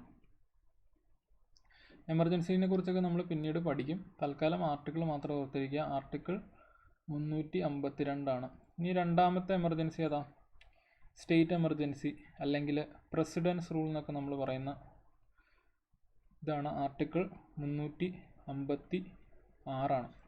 മൂന്നാമത്തെയാണ് financial emergency. Financial emergency article എത്രയാണ്? 360 ആണ്. അപ്പോൾ അതാണ് ഞാൻ ഈ റേഞ്ച് കാണിച്ചിട്ടുള്ളത്. ആർട്ടിക്കിൾ 352 മുതൽ 360 വരെ എമർജൻസീസിനെ കുറിച്ചിട്ട് പറയുന്നതാണ്. 3 തരം എമർജൻസികളുണ്ട്. National emergency article 352, state emergency article 356, financial emergency article 360. ഭാഗം ശ്രദ്ധിക്കുക. പാർട്ട് 18 ആണ്. അടുത്ത ലാസ്റ്റ് ഇമ്പോർട്ടൻ്റ് ആയിട്ട് നമ്മൾ പറയുന്ന പാർട്ടാണ് പാർട്ട് 20. ഇത് ഞാൻ മുമ്പ് സാലിൻ ഫീച്ചേഴ്സ് ഡിസ്കസ് ചെയ്തപ്പം ഈ ആർട്ടിക്കിളിനെ കുറിച്ച് ഒരു തവണ പറഞ്ഞായിരുന്നു. വീണ്ടും റെപ്പിറ്റേഷൻ വരുവാണ്. ഞാൻ പറയട്ടെ, നമ്മുടെ ഈ ക്ലാസ് കൊണ്ട് തന്നെ റെപ്പിറ്റേഷൻ വഴി തന്നെ നിങ്ങൾ ഒരുപാട് കാര്യങ്ങൾ നിങ്ങളുടെ ഓർമ്മയിൽ നിൽക്കും. പക്ഷേ നിങ്ങൾ നോട്ടും കൂടെ എഴുതി തയ്യാറാക്കി വെക്കുകയാണെങ്കിൽ കുറച്ചും കൂടെ എഫക്റ്റീവ് ആയിരിക്കും. അപ്പോൾ പാർട്ട് 20 അല്ലെങ്കിൽ ഭാഗം 20 പറയുന്നത് ഭരണഘടനാ ഭേദഗതിയെക്കുറിച്ചിട്ടാണ്, അല്ലെങ്കിൽ അമെൻമെൻറ്റ് ഓഫ് ദ കോൺസ്റ്റിറ്റ്യൂഷനെ കുറിച്ചിട്ടാണ് പറയുന്നത്. അത് റിലേറ്റഡ് ആയിട്ടുള്ള ആർട്ടിക്കിളാണ് ആർട്ടിക്കിൾ 368. ഞാൻ ഓൾറെഡി പറഞ്ഞിട്ടുള്ളതാണ്, വീണ്ടും പറയുന്നു. ഇനി വീണ്ടും നമ്മൾ പറയും. അപ്പോൾ ഇത്രയാണ് പാർട്സ് റിലേറ്റഡ് ആയിട്ട് നമുക്ക് പറയേണ്ട കാര്യങ്ങൾ. അപ്പോൾ ഞാൻ ഓൾറെഡി പറഞ്ഞു, പാർട്ട് 1 മുതൽ 9 വരെയാണ് ഏറ്റവും ഇമ്പോർട്ടൻറ്റ്. പിന്നീടുള്ളതിൽ സെലക്റ്റീവ് ആയിട്ടായിരിക്കും നമ്മൾ പഠിക്കുന്നത്. ഈ 1 തൊട്ട് 9 വരെയുള്ളത് നമ്മൾ 3ാമത്തെ മൊഡ്യൂൾ തൊട്ട് സ്റ്റാർട്ട് ചെയ്യാൻ പോവാണ്. അപ്പോൾ ഇതിപ്പോൾ നമ്മൾ സെക്കൻഡ് മൊഡ്യൂളാണ് കണ്ടിന്യൂ ചെയ്തുകൊണ്ടിരിക്കുന്നത്. ഓക്കെ, ഇനി ഇന്നത്തെ ലാസ്റ്റ് പോർഷനാണ് ഷെഡ്യൂൾസ് അല്ലെങ്കിൽ പട്ടികകൾ. അപ്പോൾ എന്താണ് പട്ടികകൾ കൊണ്ട് ഉദ്ദേശിക്കുന്നത്? പട്ടിക എന്ന് പറഞ്ഞിട്ടുണ്ടെങ്കിൽ ഞാൻ ഓൾറെഡി സിലബസ് ഡിസ്കസ് ചെയ്തപ്പോൾ പറഞ്ഞു. അതായത് നമുക്കിപ്പോൾ ഒരു ബുക്കിൽ അപ്പൻഡിക്സ് എന്നുള്ളൊരു പോർഷനൊക്കെ കാണാറില്ലേ? അതായത് ഇപ്പം അത് യഥാർത്ഥത്തിൽ അത് വിശദീകരിക്കേണ്ട സ്ഥലത്ത് വിശദീകരിക്കാതെ വേറൊരിടത്ത് കൊണ്ട് അത് വിശദീകരിച്ചിരിക്കുന്നത്. അപ്പോൾ അതേ ഒരു ആശയം തന്നെയാണ് ഈ പട്ടികകൾ കൊണ്ട് ഉദ്ദേശിക്കുന്നത്. അപ്പം ഭരണഘടന നിലവിൽ വന്ന 26 ജനുവരി 1950 8 പട്ടികകളാണ് ഉണ്ടായിരുന്നത്. എന്നാൽ ഇപ്പോൾ അത് 12 ആയിട്ടുണ്ട്. അപ്പം ഈ 8ൽ നിന്ന് 12ലോട്ട് വരുമ്പോൾ എന്താണ്? 4 കൂടിയിട്ടുണ്ട്. പക്ഷേ ഈ 4 കൂട്ടണമെങ്കിൽ എന്ത് വേണ്ടി വരും? ഭരണഘടനാ ഭേദഗതി വേണ്ടി വരും. നമുക്കറിയാം, ഭരണഘടനയിൽ എന്തെങ്കിലും ചേഞ്ച് കൊണ്ടുവരണമെങ്കിൽ എന്ത് വേണം? ഭരണഘടനാ ഭേദഗതി വരണം. അപ്പം ഈ 8 മുതൽ, അതായത് 9, 10, 11, 12 പട്ടികകൾ ആഡ് ചെയ്യാൻ അതിന് കറസ്പോണ്ടിങ് ആയിട്ട് ഓരോ അമെൻമെൻറ്റുകളും ഉണ്ടാവും. അപ്പോൾ അമെൻമെൻറ്റുകളൊക്കെ നമ്മൾ പഠിക്കുന്നതാണ്. അപ്പോൾ ഞാൻ ശ്രദ്ധിക്കുക, ഞാൻ 12 ഷെഡ്യൂളുകൾ നിങ്ങളോട് പറയും. നമുക്കത് പിന്നീട് കോഡ് വെച്ച് ഏതെങ്കിലുമൊക്കെ രീതിയിൽ അതിനെ അപ്രോച്ച് ചെയ്യാം. ഇപ്പോൾ ഞാൻ ആ 12 ഷെഡ്യൂളുകൾ എന്തൊക്കെയാണെന്ന് പറയാം. ഫസ്റ്റ് ഷെഡ്യൂൾ നോക്കാം നമുക്ക്. ഫസ്റ്റ് ഷെഡ്യൂളിൽ പറയുന്നത് സംസ്ഥാനങ്ങളുടെയും കേന്ദ്രഭരണ പ്രദേശങ്ങളുടെയും പേരുകളാണ്. ഒന്നാമത്തെ ഷെഡ്യൂളിൽ പറയുന്നത് names of States and union territories ആണ് ഒന്നാമത്തെ ഷെഡ്യൂളിൽ പറയുന്നത്. ഓർത്തിരിക്കാലോ. രണ്ടാമത്തെ schedule S second schedule S, ഇവിടെ ഒരു എസ് ഉണ്ട്, സാലറീസ്.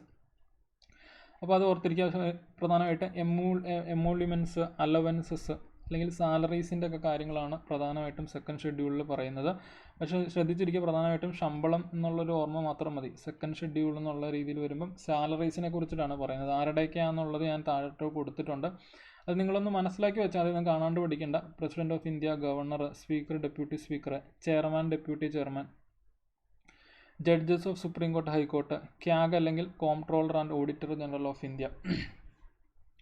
അപ്പോൾ ഇവരുടെ ശമ്പളത്തെക്കുറിച്ചിട്ടുള്ള കാര്യങ്ങളാണ് സെക്കൻഡ് ഷെഡ്യൂളിൽ പറഞ്ഞിട്ടുള്ളത്. സ്പീക്കറും ഡെപ്യൂട്ടി സ്പീക്കറും ഒക്കെ എവിടെയാണുള്ളത്? നമ്മൾ പാർലമെൻറ്റ് പഠിക്കും. പക്ഷേ ലോക്സഭ, നമ്മുടെ സംസ്ഥാന നിയമസഭകളിലുണ്ട്. ചെയർമാൻ, ഡെപ്യൂട്ടി ചെയർമാൻ വരുന്നത് രാജ്യസഭയിലാണ്, അല്ലെങ്കിൽ സംസ്ഥാന ലെജിസ്ലേറ്റീവ് കൗൺസിലുള്ള സംസ്ഥാനമാണെങ്കിൽ അവിടെ ഉണ്ടാവും.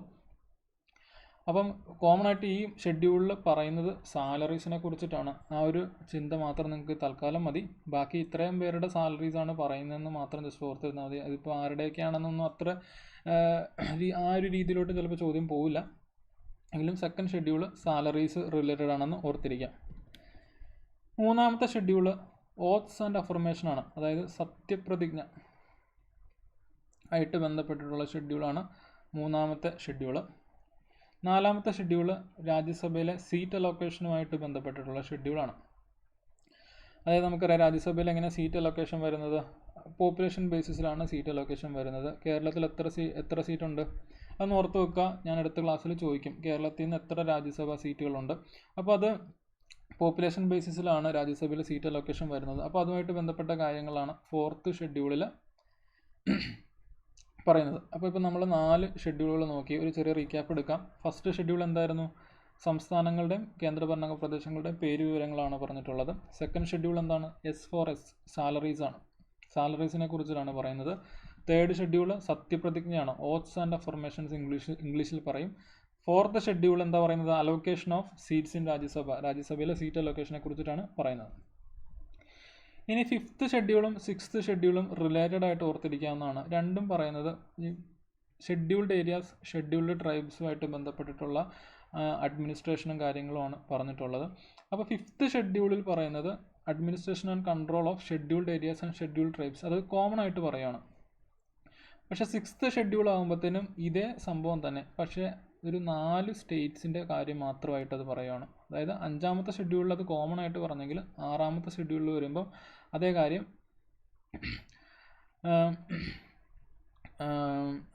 4 സംസ്ഥാനങ്ങളുടെ കാര്യം മാത്രമായിട്ട് പറയുന്നതാണ്. നമുക്കൊരു ചെറിയൊരു കോഡ് വേണമെങ്കിൽ നിങ്ങൾക്ക് ഓർത്ത് വെക്കാം. ATM സ്ക്വയറോ അല്ലെങ്കിൽ ഏത് കോഡ് വേണമെങ്കിലും ഉണ്ടാക്കാം. അത് വെച്ചിട്ടൊന്ന് ഓർത്തിരിക്കുക. അതായത് എല്ലാം വടക്ക് കിഴക്കൻ സംസ്ഥാനങ്ങളാണ്. ആസാം, മേഘാലയ, ത്രിപുര, മിസോറാം. അങ്ങനെ 4 സംസ്ഥാനങ്ങളിലെ ഈ പർട്ടിക്കുലർ കാര്യം എന്താണ്? ഷെഡ്യൂൾഡ് ഏരിയ, ഷെഡ്യൂൾഡ് ട്രൈബുമായിട്ട് ബന്ധപ്പെട്ട അഡ്മിനിസ്ട്രേഷനും കൺട്രോളും ഒക്കെ ആയിട്ട് ബന്ധപ്പെട്ട കാര്യങ്ങളാണ് പറയുന്നത്. അപ്പോൾ ഫിഫ്ത്ത് ഷെഡ്യൂളും സിക്സ്ത് ഷെഡ്യൂളും റിലേറ്റഡ് ആണ്. അങ്ങനെ ഓർത്ത് വെക്കാൻ പറ്റും. പിന്നെ നിങ്ങൾ ഇവിടെ ഈ ആർട്ടിക്കിളും കൂടെ ഓർത്ത് വെക്കുക കേട്ടോ. ഈ ആർട്ടിക്കിൾ 244ൻ്റെ ഉള്ളടക്കമാണ് ശരിക്കും ഫിഫ്ത്ത് ഷെഡ്യൂളിൽ വിശദീകരിച്ചിട്ടുള്ളത്. ഈ സിക്സ്ത് ഷെഡ്യൂളിൽ വരുമ്പോഴത്തേനും 244 ഉണ്ട്, 275 ഉണ്ട്. അപ്പോൾ അതുവരെ അങ്ങനെ ചോദിച്ച് കണ്ടിട്ടില്ല. എന്തായാലും ഇനി ചോദിക്കാൻ എക്സ്പെക്റ്റഡ് ആയിട്ടുള്ളൊരു ചോദ്യമാണ്. ആർട്ടിക്കിളും കൂടെ ഒന്ന് ജസ്റ്റ് ഒന്ന് ഓർത്ത് വെക്കുക.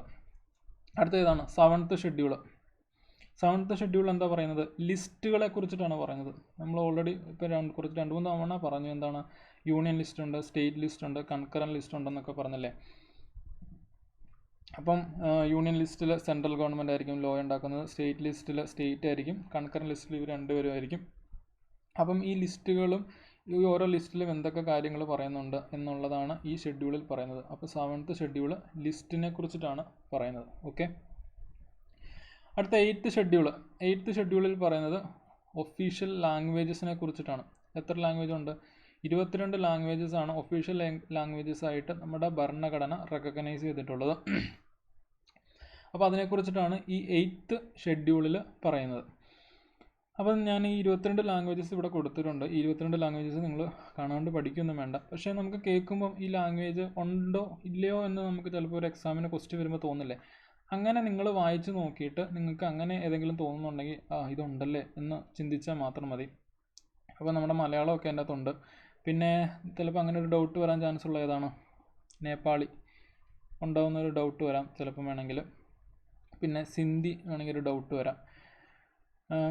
സൗത്ത് ഇന്ത്യൻ ലാംഗ്വേജസ് എല്ലാം തന്നെ ഉണ്ട്. തമിഴ്, തെലുങ്കു, പിന്നെ ഏതാ നമ്മുടെ മലയാളം, കന്നഡ ഉണ്ട്, മലയാളം ഉണ്ട്. അപ്പോൾ ഇത് വായിച്ച് നോക്കിയിട്ട് നിങ്ങൾക്ക് ഒരു എന്താ പറയുക, ഒരു ഫോട്ടോഗ്രാഫിക് മെമ്മറി മതി.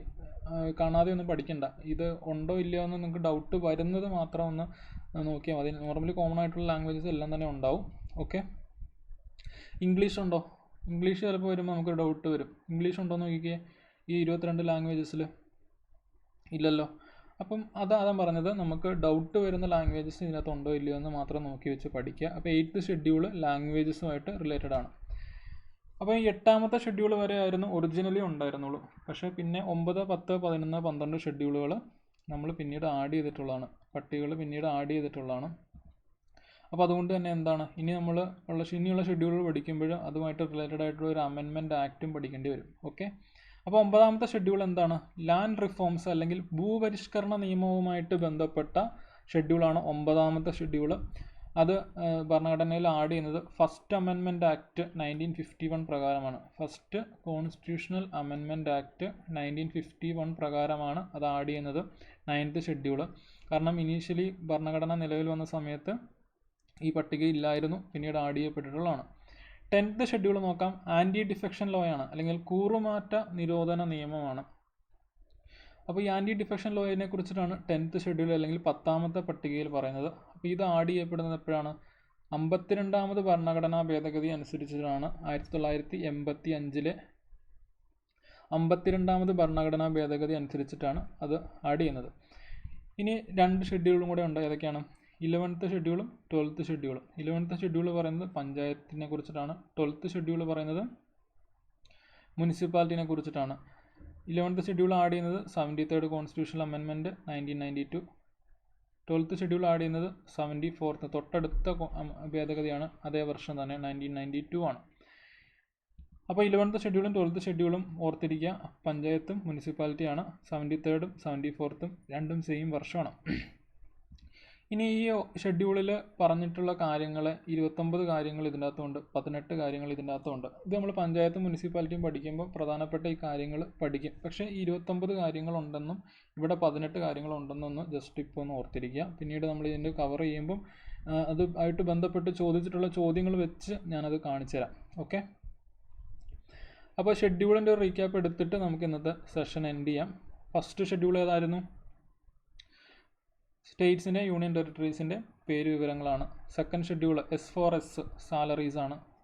തേർഡ് ഏതാ?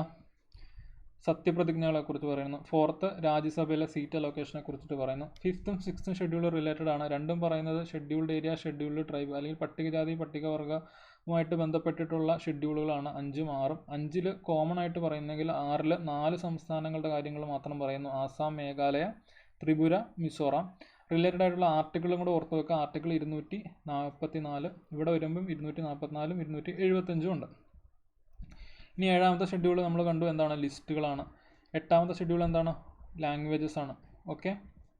9 തൊട്ടുള്ള ഷെഡ്യൂളുകൾ പിന്നീട് ആഡ് ചെയ്യപ്പെട്ടിട്ടുള്ളതാണ്. 9ാമത്തെ ഷെഡ്യൂൾ ഭൂപരിഷ്കരണ നിയമം ഫസ്റ്റ് അമെൻമെൻറ്റ് ആക്ട് 1951 പ്രകാരം ആഡ് ചെയ്തതാണ്. 10th schedule anti defection law അല്ലെങ്കിൽ കൂറുമാറ്റ നിരോധന നിയമം 52ാമത് ഭരണഘടനാ ഭേദഗതി 1985 വഴി ആഡ് ചെയ്യപ്പെട്ടിട്ടുള്ളതാണ്. 11th ഷെഡ്യൂളും 12th ഷെഡ്യൂളും റിലേറ്റഡ് ആയിട്ട് ഓർത്തിരിക്കാം. പഞ്ചായത്ത്, മുനിസിപ്പാലിറ്റി. 73rd അമെൻമെൻറ്റ് വഴി ഇത് ആഡ് ചെയ്തു. 74th അമെൻമെൻറ്റ് വഴി 12th ഷെഡ്യൂൾ ആഡ് ചെയ്തു. രണ്ടും വർഷം സെയിം വർഷമാണ്, 1992 ആണ്. ഇവിടെ 29 കാര്യങ്ങളെക്കുറിച്ച് പറയുന്നു, ഇവിടെ 18 കാര്യങ്ങളെക്കുറിച്ച് പറയുന്നു. അപ്പം ഇത്രയാണ് ഇന്നത്തെ സെഷൻ ഉള്ളത്. ഇനി ഇതിൻ്റെ കണ്ടിന്യൂഷനായിട്ട് തന്നെ നമുക്ക് സോഴ്സസും ഈ മൊഡ്യൂളിൽ പഠിക്കാനുണ്ട്, പ്രിയാമ്പിളും ഈ മൊഡ്യൂളിൽ പഠിക്കാനുണ്ട്. അത് നമ്മൾ അടുത്ത സെഷനായിട്ട് ക്യാരി ചെയ്യുന്നതാണ്. കൂടാതെ അതും കൂടെ കഴിഞ്ഞ് കഴിയുമ്പോൾ പിന്നെ ഉള്ളത് ഒരു MCQ ഡിസ്കഷനാണ്. അതായത് മുമ്പ് ചോദിച്ചിട്ടുള്ള പ്രീവിയസ് ഇയർ ക്വസ്റ്റ്യനും കുറച്ച് പ്രാക്ടീസ് ക്വസ്റ്റ്യനും ഒക്കെ ആയിട്ട് നമുക്കൊരു ഡിസ്കഷൻ വയ്ക്കാം. അപ്പോൾ യഥാർത്ഥത്തിൽ ഞാൻ ഉദ്ദേശിക്കുന്നത് റിപ്പീറ്റഡ് ആയിട്ട് നിങ്ങളിത് കേൾക്കുന്ന വഴി പഠിക്കുക എന്നുള്ളതാണ്. അപ്പോൾ ഒന്നുകൊണ്ടും പേടിക്കണ്ട, നമുക്ക് ഈസി ആയിട്ട് അത് പഠിച്ചെടുക്കാവുന്നതാണ്. അപ്പം ലാസ്റ്റായിട്ട് ഞാൻ ഒന്നുകൂടെ പറയുകയാണ്, ഇതാണ് എൻ്റെ കോഡ് ആഷിക് എന്നുള്ളത്, ASHIK. അപ്പോൾ ഈ കോഡ് യൂസ് ചെയ്തിട്ട് നിങ്ങൾ പ്ലസ് സബ്സ്ക്രിപ്ഷൻ എടുക്കുകയാണെങ്കിൽ നിങ്ങൾക്ക് അക്കാഡമിയിലുള്ള കേരള PSC റിലേറ്റഡ് ആയിട്ടുള്ള എല്ലാ എഡ്യൂക്കേറ്റേഴ്സിൻ്റെയും ക്ലാസ്സുകളും സ്ട്രാറ്റജീസും എല്ലാം നിങ്ങൾക്ക് ലഭ്യമാകുന്നതാണ്. അപ്പോൾ ഈ കോഡ് യൂസ് ചെയ്യാൻ നിങ്ങൾ മറക്കരുത്. ലെറ്റ്സ് ക്രാക്ക് കേരള എക്സാംസ് എന്നുള്ളൊരു പുതിയ യൂട്യൂബ് ചാനലും വരുന്നുണ്ട്. അപ്പം ഈ കോഡ് വെച്ചിട്ട് നിങ്ങൾ യൂസ് ചെയ്യുകയാണെങ്കിൽ 10% ഓഫ് കിട്ടും. അപ്പോൾ ഒട്ടും സമയം വൈകാണ്ട് തന്നെ എത്രയും പെട്ടെന്ന് ജോയിൻ ചെയ്ത് പഠിക്കുക. എക്സാംസ് വീണ്ടും സ്റ്റാർട്ട് ചെയ്യുമ്പോഴത്തേനും നമുക്ക് എന്താ പറയുക, ഫുള്ളി പ്രിപ്പയർഡ് ആയിട്ട് ഇരിക്കാനുള്ളതാണ്. ഓക്കെ, അപ്പോൾ ഇന്നത്തെ സെഷൻ നമ്മൾ വൈൻഡപ്പ് ചെയ്യാൻ പോവാണ്. അപ്പോൾ ഇതിൻ്റെ കണ്ടിന്യൂഷൻ സെഷൻ തൊട്ടടുത്ത ദിവസം ഉണ്ടാവും. അപ്പം നിങ്ങൾ ഫീഡ്ബാക്ക് കമൻറ്റിൽ ഇടുക. നമുക്ക് എന്തെങ്കിലും മാറ്റങ്ങൾ വരുത്താൻ പറ്റുന്ന കാര്യങ്ങളൊക്കെ മാറ്റങ്ങൾ വരുത്താവുന്നതാണ്. ഓക്കെ, അപ്പോൾ താങ്ക് യു.